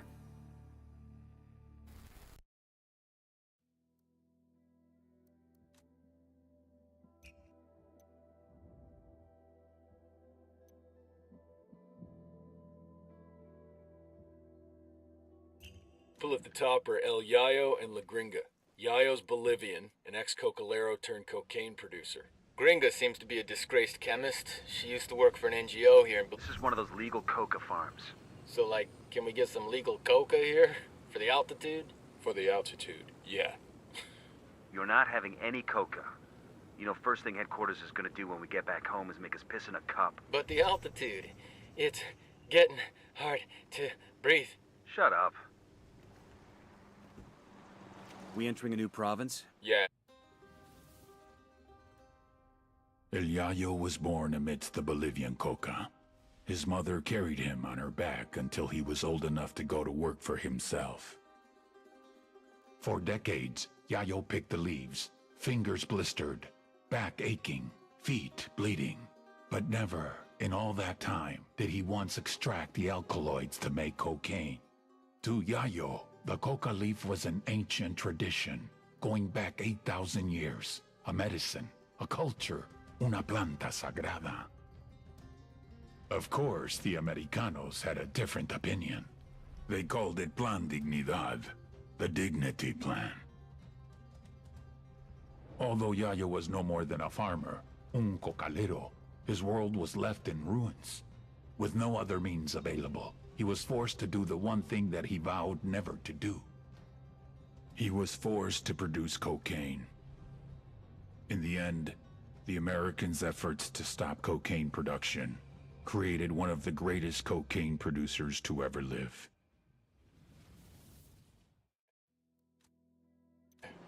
Villa Verde. Map shows one major road which leads to the city of Villa Verde. Other than that, looks like a lot of jungle. Let's give Bowman a call. Bowman, we're crossing into the province Villa Verde. Other than a lot of legal coca farms, there's a mine there owned by the cartel. The mine is the cartel's source for pyrolusite. It's used to make chemicals that purify the cocaine, make it nice and white or something. I think we could screw up that step in production for you. I don't have intel on who's running things in Villa Verde. Be careful. Gather intel on the Buchan before making any big moves. Bowman out.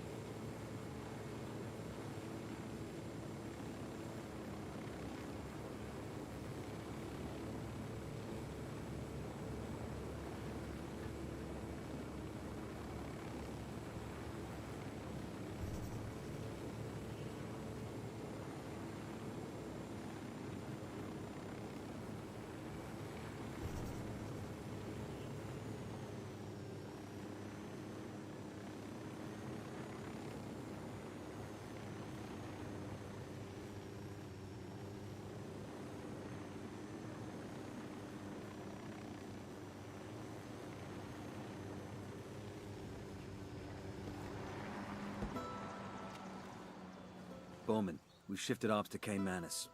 What have you got for us? For the past couple of years, the cartel has been experimenting with high-tech submarines as a way to smuggle powder into the U.S.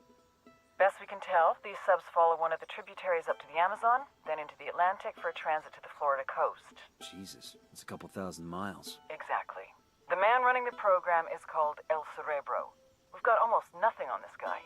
Rumor has it he's some kind of genius, a real mad scientist type. We know he's been ordering all kinds of military-grade electronics to upgrade his subs capabilities. We need a better picture of what's going on in Caimanes. Get me all the intel you can on their submarine ops, as well as El Cerebro and his research. If you get actionable intel on the cartel submarine fleet, take them out. Let's put some hurt on El Cerebro and see how he reacts.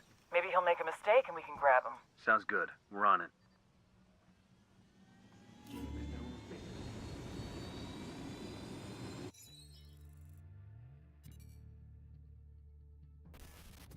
Most cartel members are violent idiots who are too high to care. But Patricio Mendez Valle, aka El Cerebro, is an oddball genius who's too fucking smart to bother. Nydia Flores spotted his intellect when he was just a kid. She sent him to college in Mexico and later grad school in California. Word is he was too strange and misanthropic for even that crowd. But he popped up on our radar. El Cerebro heads up the cartel's submersible program out of Jimenez. From Jimenez, his semi-submersibles, sometimes carrying as much as 10 tons of cocaine, head downriver to Brazil, then to the Atlantic. From there, floating just a few feet below the surface, they can go all the way to Mexico, even as far as Florida. But smuggling with these semi-submersibles will soon be a thing of the past. He and Nydia have ambitions to make reusable, fully submersible craft. Think what a multi-billion-dollar criminal enterprise could do with a fleet of submarines. Smuggling would be just the start. If we're gonna take down these subs, we need El Cerebro and his jagged-ass brain intact and cooperative. Just remember, he's Nydia's pet project. She won't give him up easy.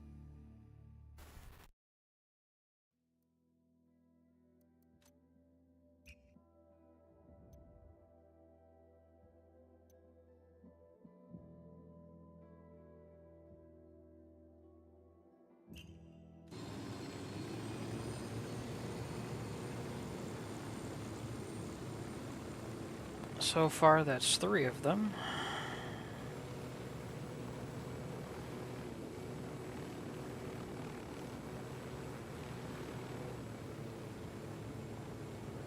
On top of the one that we took out immediately in Ataqua.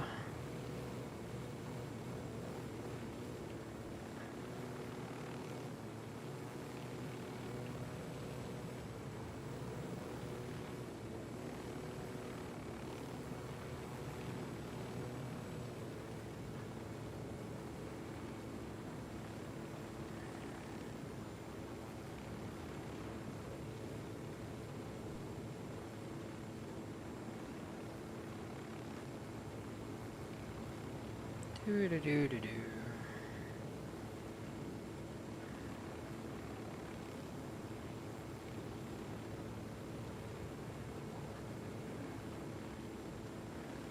Yeah, the flying around in Bolivia is actually kind of a pain in the neck.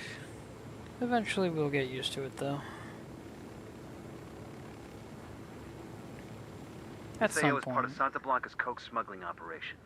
Bowman's got files for us on all the major players. Woman in charge is Nydia Flores, an ex-beauty queen turned drug trafficker. Her right-hand man is a dude named El Boquita. Ugly motherfucker. Seems to handle on-the-ground logistics. She's the brains, he's the brawn.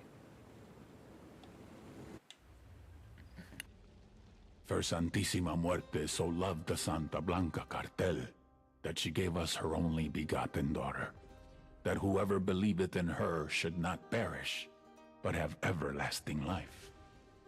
Many years ago, we were in trouble, in la desesperación, on the verge of extinction, being torn to pieces by the snakes and ratas.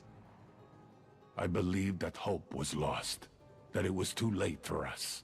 Era el fin. But just when I was ready to give up, it happened. Nydia Flores came forth, known to us as La Reina de Belleza, the Beauty Queen. And with her, she brought prosperity, wealth, and retribution. We feel her charity, su amor, deep in our hearts. As she continues to spread her gospel across the world, to every corner of the globe, praise to Saint Nydia, Queen of Queens, Reina de Reinas, Goddess among mongrels. All right, let's do this.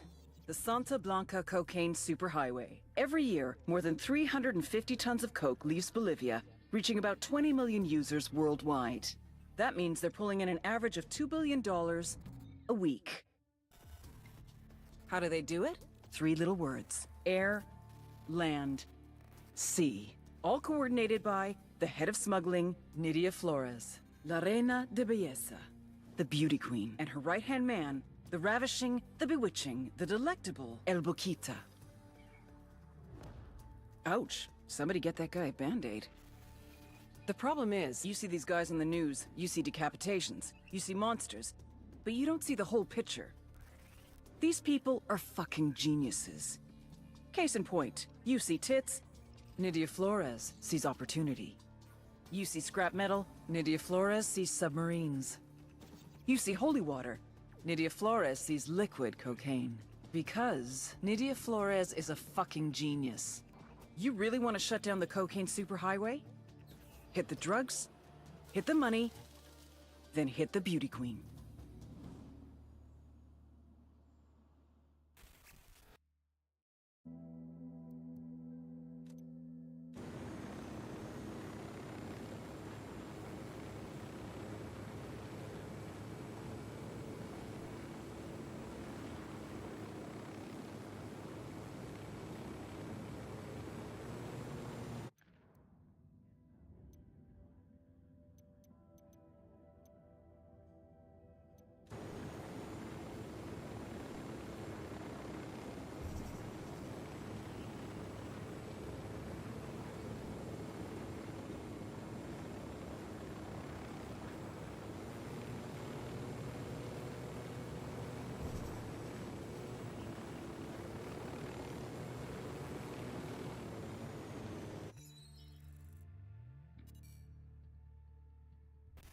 They say every man has a fatal flaw. El Boquita's is love. A smuggler from the age of 6, El Boquita's father used to tape Acapulco gold on his son's body and then send him across the border. He called these trips vacaciones familiares, family vacations. By the time he was 13, Boquita was a trapechiador, a master smuggler. Cigarettes, alcohol, name-brand clothes, DVDs, oil, wildlife, weapons, and of course, people. One time he even smuggled in half a kilo of yellow cake uranium. If someone wanted it, El Boquita could move it. But it was never really about the money. For him, it was the rush. Until he met the beauty queen. Nydia Flores saw his talent and made him her right-hand man. Nydia was the brains, Boquita was the brawn. The thing is, he was head over heels from the moment he first laid eyes on her. Nydia never felt the same way, but one drunken night she gave in. A little bit of sperm roulette, and 9 months later, they had a daughter, Valeria. They say every man has a fatal flaw. El Boquita has 2.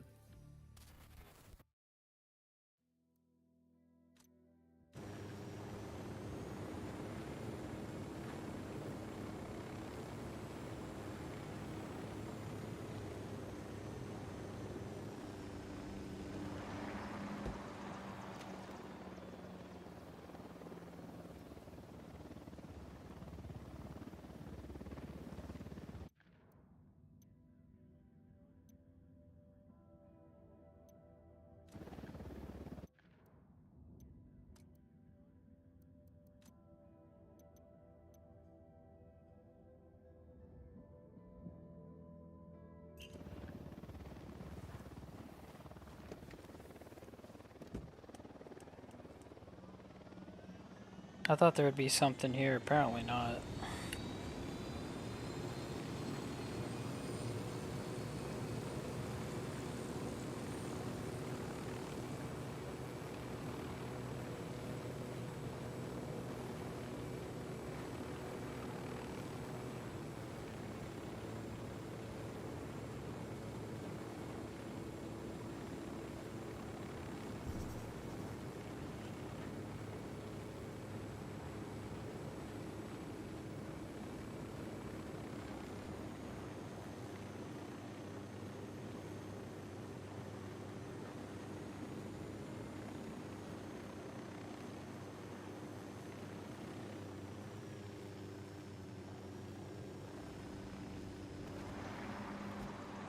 Bowman. We're in Tabacal Province. What can you tell us? Tabacal was once a major coffee producer, but over the last few years, Santa Blanca has forced the coffee growers to become cocoleros instead, growing leaf exclusively for the cartel. Who's our target? A cartel boss named Madra Coca.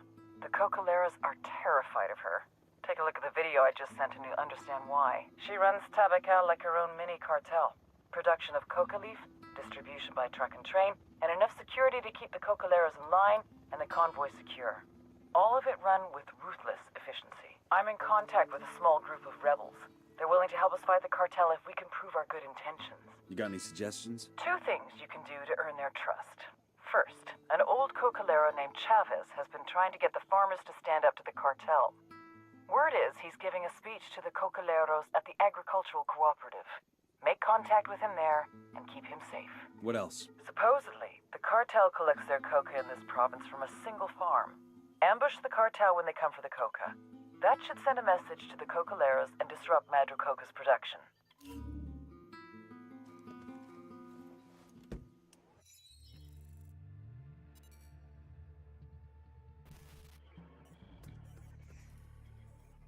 Ruperta Faro, Madre Coca. They used to grow coffee here in Tabacal, but the cartels made them switch to coca. A lot more profitable. If you ever tried to snort Italian roast, you'll know why. Spoiler alert, this is frowned upon at coffee shops. Don't ask. Madre Coca grew up as a raspacina, a coca picker. When it comes to illegal coca farms, there's no such thing as child labor laws. It was brutal, backbreaking work. She had a son whom she'd always dreamed would move on to better things. He didn't. Young Pablo died from a coke overdose. How does a mother who grows coca deal with growing the product that killed her own kid? Most people see the error of their ways and move on to something else. For Madre Coca, it was the exact opposite. She took out her anger on the people of Tabacal, forcing them to endure the same hardships she had experienced.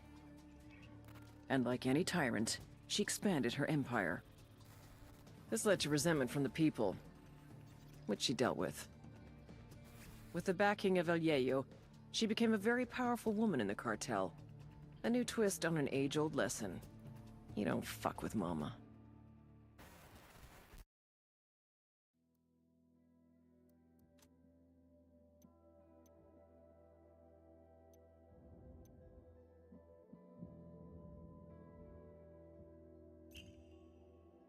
Believe it or not,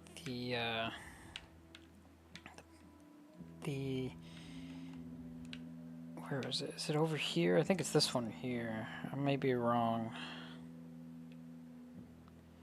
I don't remember where. Actually, it's right here. It's this big-ass complex. Where you have to enter this place, kill the leader, take a photo. And it's almost neon impossible to do that because of how ridiculously hard the actual mission is. Because at first you steal a prisoner from Unidad, who is from Santa Blanca. You interrogate him, threaten him to make sure that Santa Blanca knows that they can't trust the Unidad captain or lieutenant or whatever the hell is, the guy himself. And they send an entire 2 trucks to infiltrate this place to pretty much attack and kill this guy. Meanwhile, you gotta sneak in, kill the guy, use facial recognition. You literally gotta take a photo of this guy, for what he looks like behind the mask, send it to Bowman, and then get the hell out. I have yet to be able to complete this mission, so that's gonna be fun. Having to try to do that live. I might not even actually do it live. Just because of how ridiculously terrifyingly hard it is.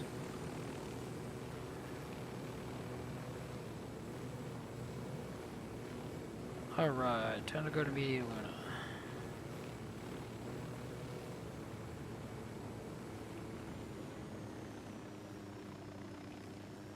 That's a place I can teleport to. for Tobacco. That is a Unidad heli. Going above it is a lot better. That looks like a combat outpost.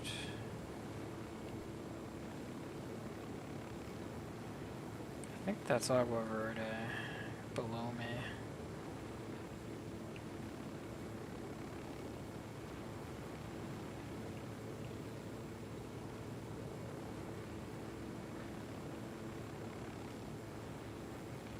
It's literally this base right here in front of me.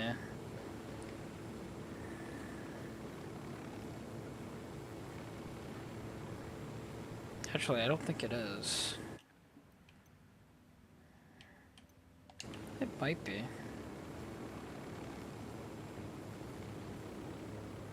It is.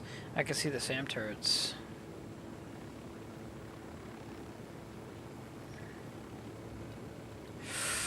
Oh, fuck.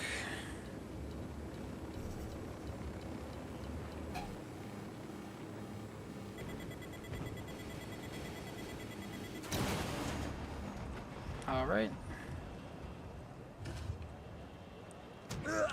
And dead. Yeah, I figured that was gonna happen. That's how ridiculously hard the mission is.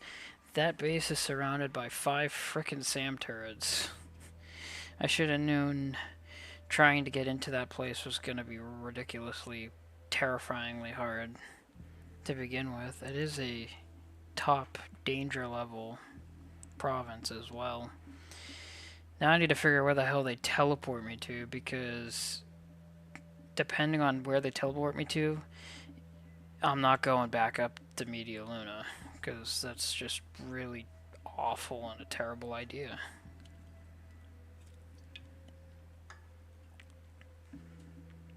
Let's see where the hell they teleport me to, because God only knows, because I was just sitting in the air.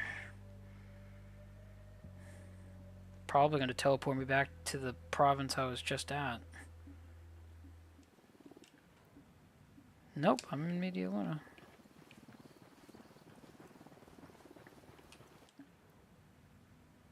Oh. And it didn't give me any of the Kingslayer files. That's interesting to note. Bowman, this is Nomad. What have you got on Media Luna? That province is all Unidad. A thug in uniform calling himself El Comandante is considered top dog out there. He's assisting Santa Blanca with security, especially against the rebels. We have to break up this little romance between Unidad and Santa Blanca, but since El Comandante always wears a mask, we have no idea who he is. We'll look into that mystery for you and see if we can't make things uncomfortable for Santa Blanca along the way. There we go. There's the video.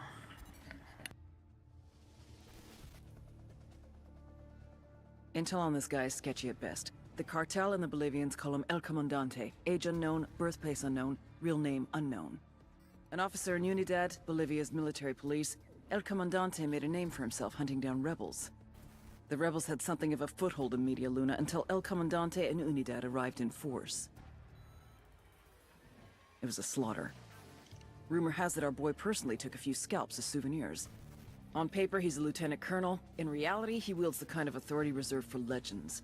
And he's been using that authority to put Unidad to work for Santa Blanca.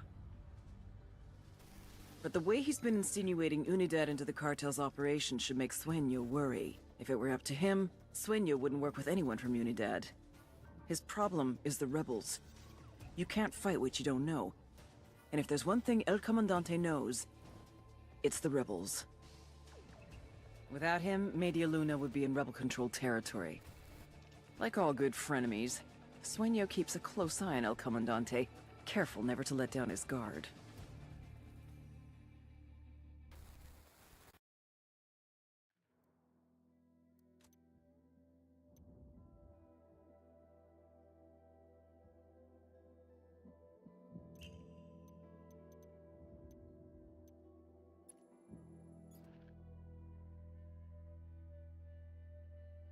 Yeah, I need to go get a chopper. Get to the chopper.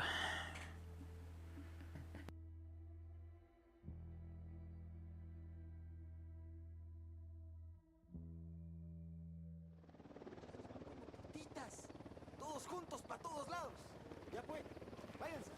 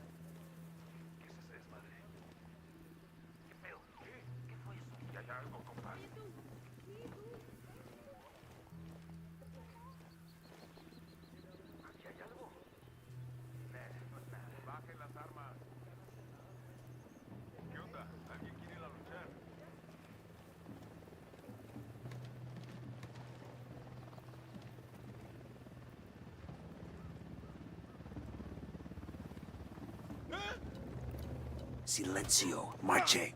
¡Pinche cabrón! Está bien, ganaron.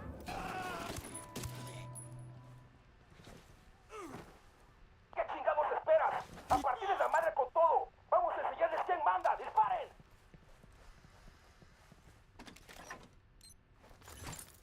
Oh, that guy wasn't the problem.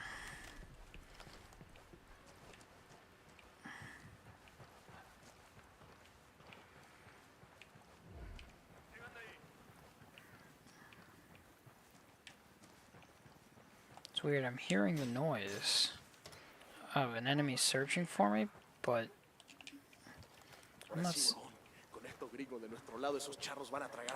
seeing anybody. Mike, yo no, como te llame, gracias. Esto era lo que estaba buscando. Ahora sí, a darle.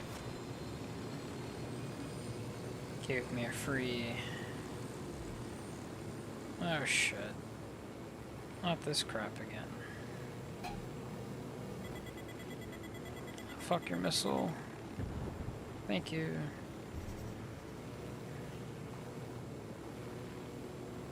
Oof, that was close.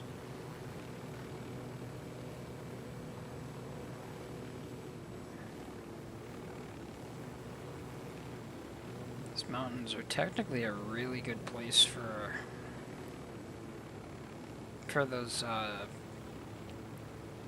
those sand batteries, because you have no idea that they're even there, depending on how high you are in the sky.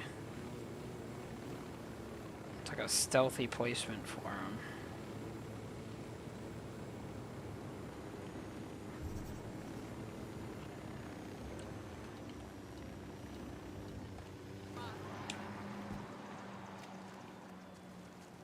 Bowman, we're boots down in Romanzo. What have you got for us? Romanzo is a primary smuggling node for the cartel. They're using cutting-edge techniques to move product over the border, and security is tight. You'll have to gather intel on the network as you go and find ways to disrupt it. What do we know about the asshole in charge? The Buchon's name is El Gato. Fair warning, he's got a reputation for being unkillable. He obviously hasn't met us yet. Got any background on him? I'll put together what we've got and send it to you shortly. Copy that. Got any leads for us? Just one. An unconfirmed report that El Gato set up one of his chemists with a special lab inside a Santa Blanca church. A church? I'm sending you the location now. You'll understand once you get there. Factory up ahead. We've seen cartel activity outside. What kind of factory? Looks like a quinoa processing plant. Gotta be some kind of... Your average cat, the four-legged variety, has 9 lives. El Gato has had a lot more than that. He's been shot, stabbed, garroted, blown up, burned, thrown off a building, run over by a car, half drowned. But he always comes back. He carries a locket with his father's ashes in it around his neck. Snorts it when he needs strength. Says it's better than coke. It's the real power that comes from death. A packaging manager in Romanzo province. He's been working for Santa Blanca since he was 16. His father was the plastic surgeon to the stars, movie stars, and star narcos. But then, his father had a big narco boss on the table and lost him. They both knew what that meant. A long death by torture. El Gato loved his father, so he decided not to let that happen.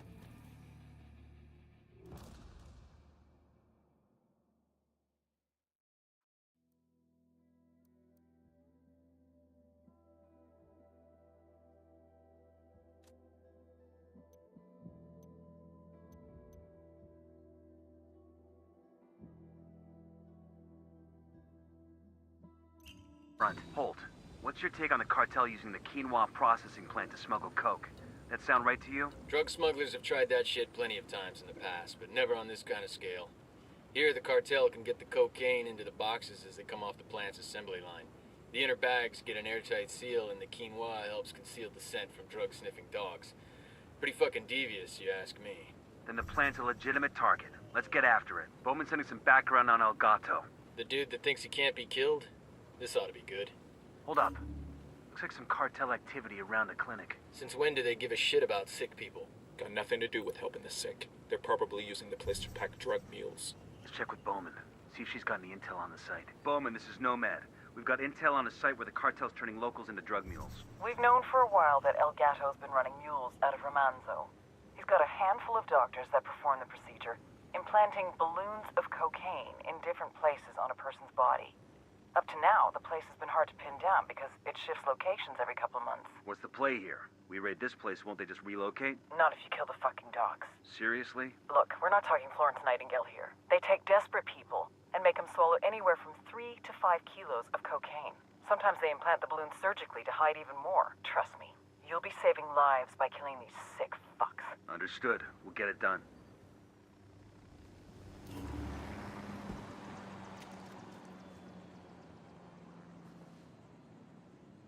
Bowman, we just entered Mojocoyo. They're moving a shitload of cocaine through there.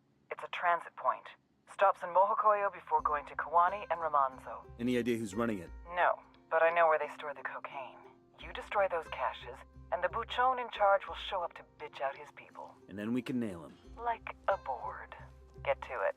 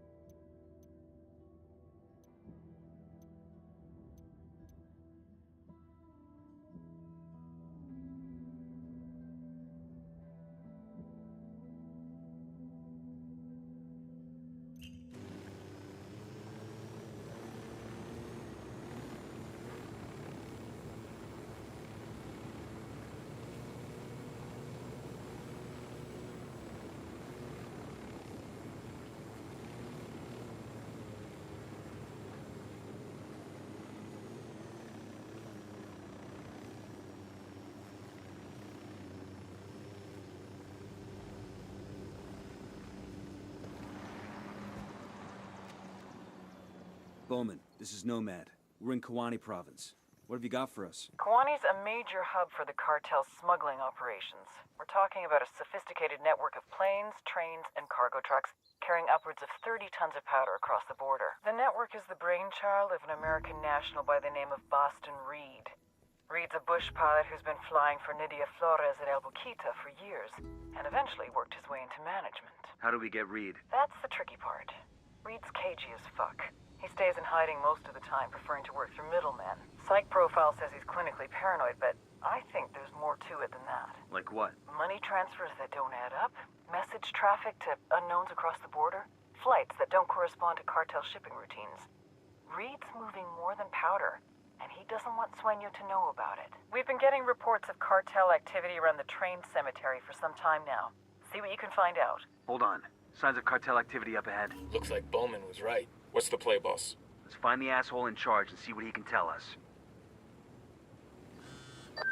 Nomad, I just uploaded Boston Reed's CIA profile video. Should help you track him down here in Kawani.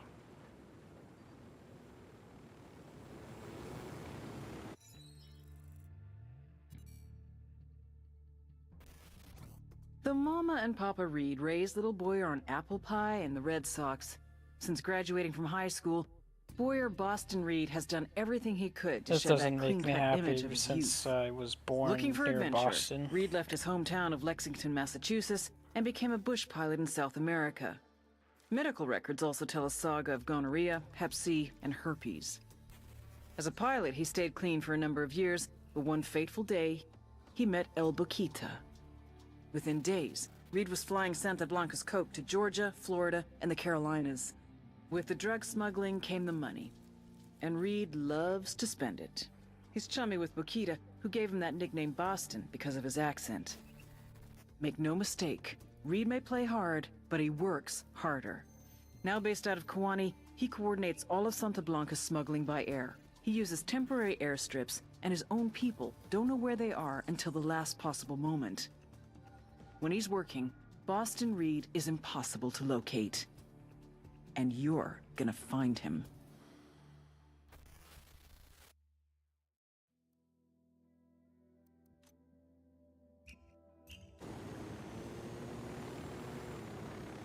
As I said, Boston Reed is not my favorite entity in this game. Knowing very well that I was born in Massachusetts does not help that fact.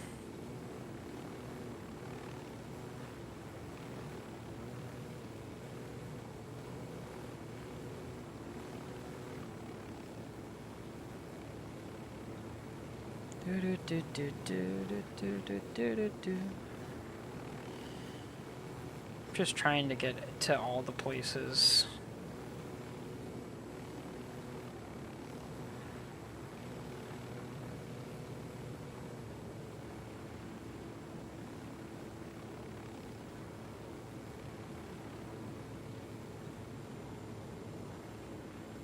That's another sand battery. I'm not very happy about that.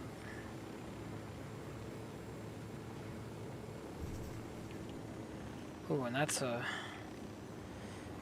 rebel base that I can teleport to as well. Bowman, this is Nomad. We're boots down in Montauk. What have you got for us? Montauk is Santa Blanca's primary training ground. They've got a number of military-style training camps in the province and bring in recruits from all over South America. El Muro is spending big money to bring people in with special forces background to train cartel recruits. The senior instructor is rumored to be former U.S. military, but we don't know much more than that. I need you to gather intel on the cartel's training ops and get me an ID on the senior instructor. Solid copy, Bowman. We'll get on it.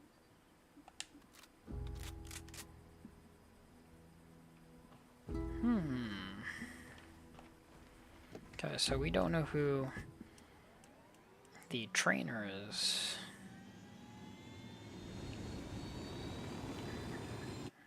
Either. Which is fine. And then Inca Camina, or Pakara, or Malca.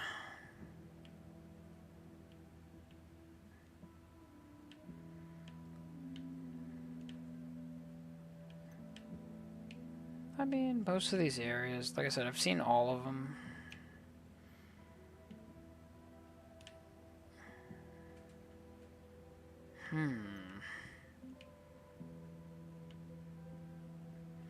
I'd like to get over here first. The other area is not really interesting to me.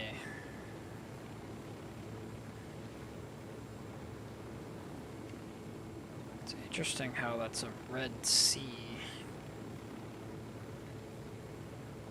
Don't think it's supposed to look like that.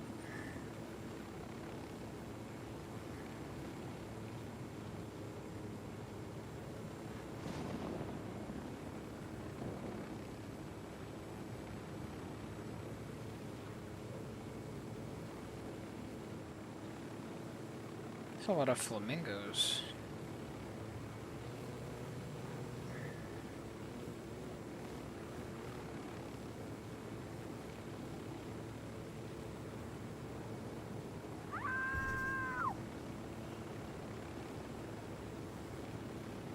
More random screaming for no reason. Gotta love that. Yeah.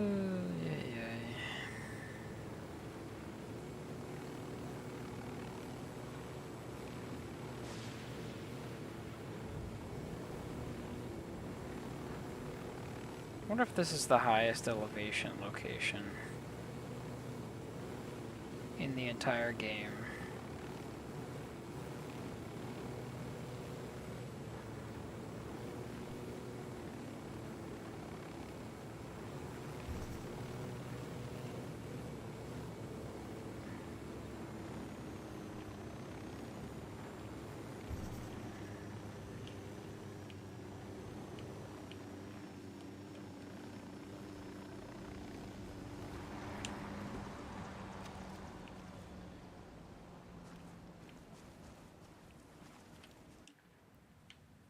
Also, I think Comuna doesn't have anything. Huh.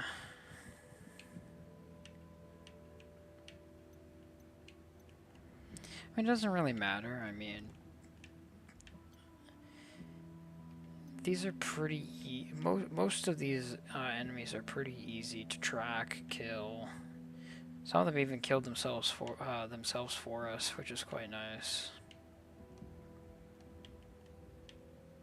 Got Malca, Flor de Oro, Libertad.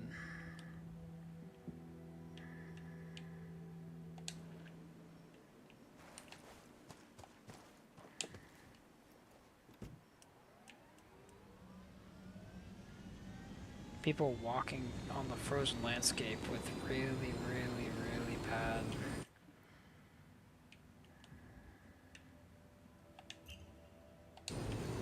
bad taste in clothing.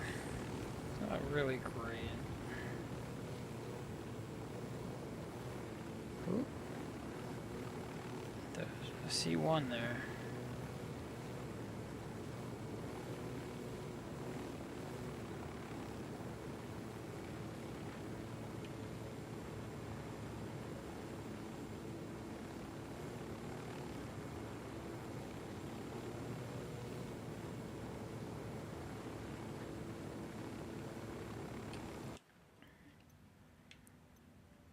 Comuna Bravo. I pretty much just cut through half of the province, which is not too bad, honestly.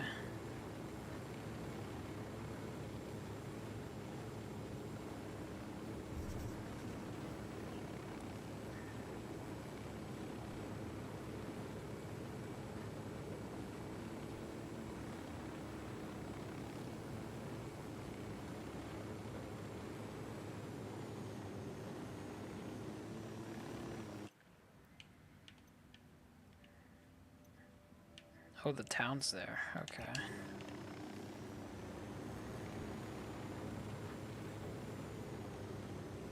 Let's land on top of the tunnel. Bowman, We're in Pucara. You know that annoying DJ Perico on Santa Blanca radio? The activity has narrowed the location of his main broadcasting station to Pucara, so Perico himself should be close. What do we want with him? We need you to use your unique charm to convince DJ Perico to broadcast a Pakatari speech. It's a move that'll both raise the rebels' profile and make the cartel look bad. Persuade, change, and influence, huh? No leads on Perico's 20? We're still looking, but we don't even know what he looks like. Forage for intel. Find him, use him. I'll let you know if we can narrow down the location of the radio station.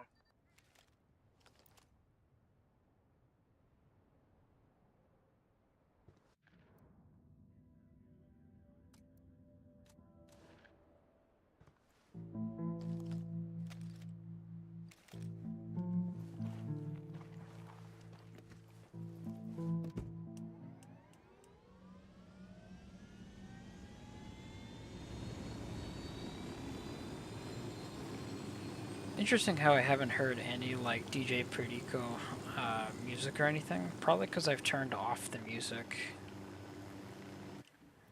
for live stream purposes. Not that it would really matter too much.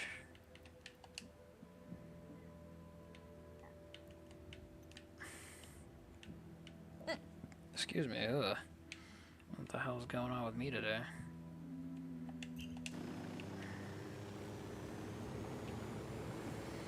Two and a half hours of just locating all the provinces so I can do all the missions in them. Oh, hour and a half.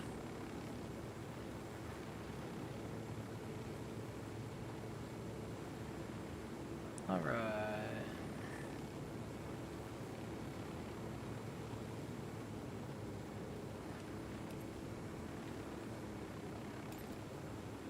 Okay, night vision clearly did not help in the situation whatsoever. Good to know. Wait, Libertad?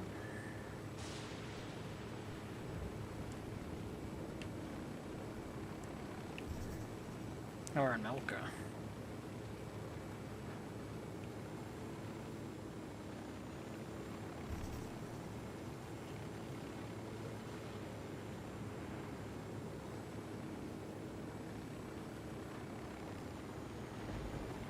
I think that's the library.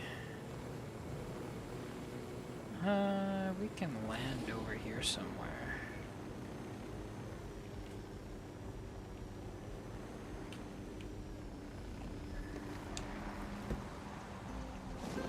Bowman, we're crossing into Malca province. Any intel on the area? Oh shit. You should be near El Cheeto. Is that bad, or...? The biggest name in Narco Corrido. Music. Okay, then we can move to... that sings the praises of drug traffickers. I can't say I know his stuff. Well, you should. He's the public face of the enemy. The propaganda and recruiting machine with a voice like velvet. His fans are so nuts for him. This past August, when he refused to go on stage in Anaheim because of some pay dispute, the audience rioted, wrecked the venue. So he's got influence. Find out everything you can about El Cheeto's visit so we can ruin it. He'll probably be keeping a low profile, but you can bet his agent will be making the rounds, looking for any way to make this trip profitable. Got it. We'll focus on finding that agent. There we go. There's the video on him. If you don't listen to Narco Corridos, you're a pussy and you're off my Christmas list. Narco Corrido is like gangster rap for the 21st century. The talk is tough, the music is banned, and the swagger is the show. This sexy motherfucker is El Cheeto, by far the #1 corrido performer in the world. His record sales rake in millions of dollars every year. Were he not so close to Santa Blanca, I'd be having his babies. As it stands, this suave slab of macho writes and sings the corridos that tell the tales of Santa Blanca's buchones from Bolivia to Culiacan. El Cheeto, real name Marcelo Rios, is not a bad guy. He just sings like one. He's also in tight with all the villains in Santa Blanca. The cartel's Church of Santa Muerte is sponsoring a kind of publicity tour and a concert in Malca.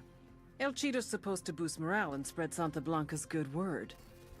This is an opportunity to nab an outsider with an inside track who's got everything to lose. We get El Cheetah to roll on his buddies. Prosecutors in nearly every country of the Western Hemisphere will sing our praises. Snatch and grab, but be gentle. And please, don't touch that handsome face.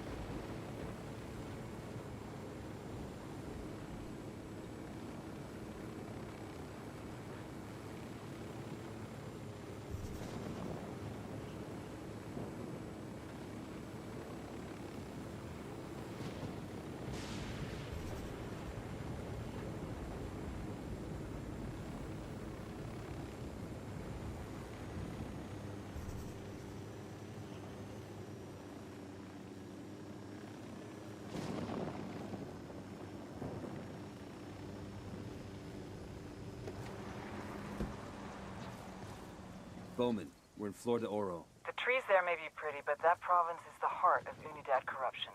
We want to break up the love affair between Unidad and the cartel. That means taking down General Barrow. The commander of Unidad. How hard is he to get to? We've got no leads on the General's location, but we've got word of a data center at Unidad's mob Jaguar. Our source tells us it's chock full of info and personnel. It may even tell tales about some of Unidad's less than savory operations. Sounds like a good place to find leads on General Barrow. I'm sending you the location of mob Jaguar now. They've probably got the data center underground to keep it cool. And our source couldn't get us any password access, so you'll have to hack in.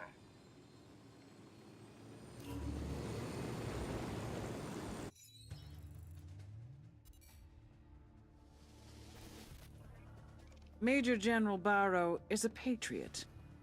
He runs Unidad, the Bolivian military police force from main operating base Jaguar in Flor de Oro.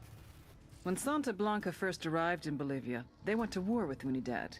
Innocent civilians got caught in the crossfire. The death toll was tremendous.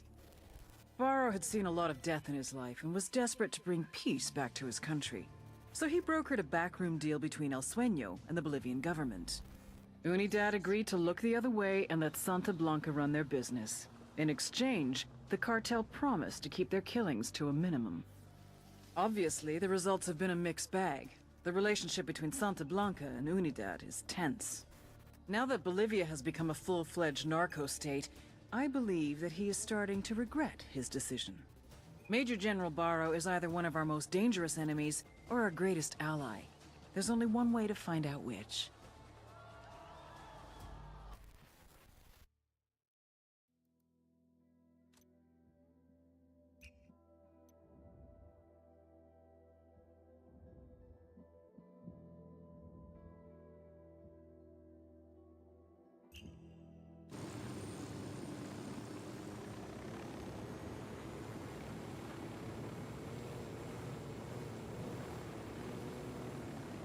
To be honest with you, I actually do like the story when we go after General Barrow. But I'll show that later.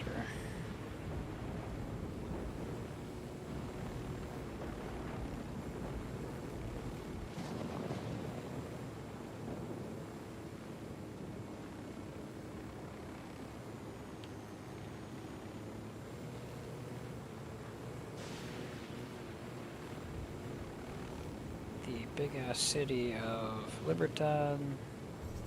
Would you look at that? Pretty good-sized city, considering the location. Reminds me a little bit of Houston. Everything is built around the oil refinery.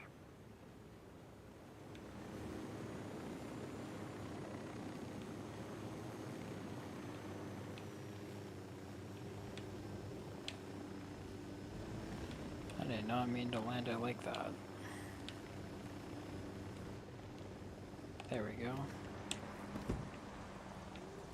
Bowman, we're boots down in Libertad province. What can you tell us? Libertad is where Santa Blanca gets the precursors it uses to refine coca paste into cocaine. It's a tricky process that requires special knowledge and a lot of very nasty chemicals. Intel on the ground is pretty thin. The local Buchan keeps a very low profile. We think he might be one of the cartel's top chemists, so I'd really love to find out what he knows. Get out there, rattle some cages, and see what you can find out. Copy that. We're on it.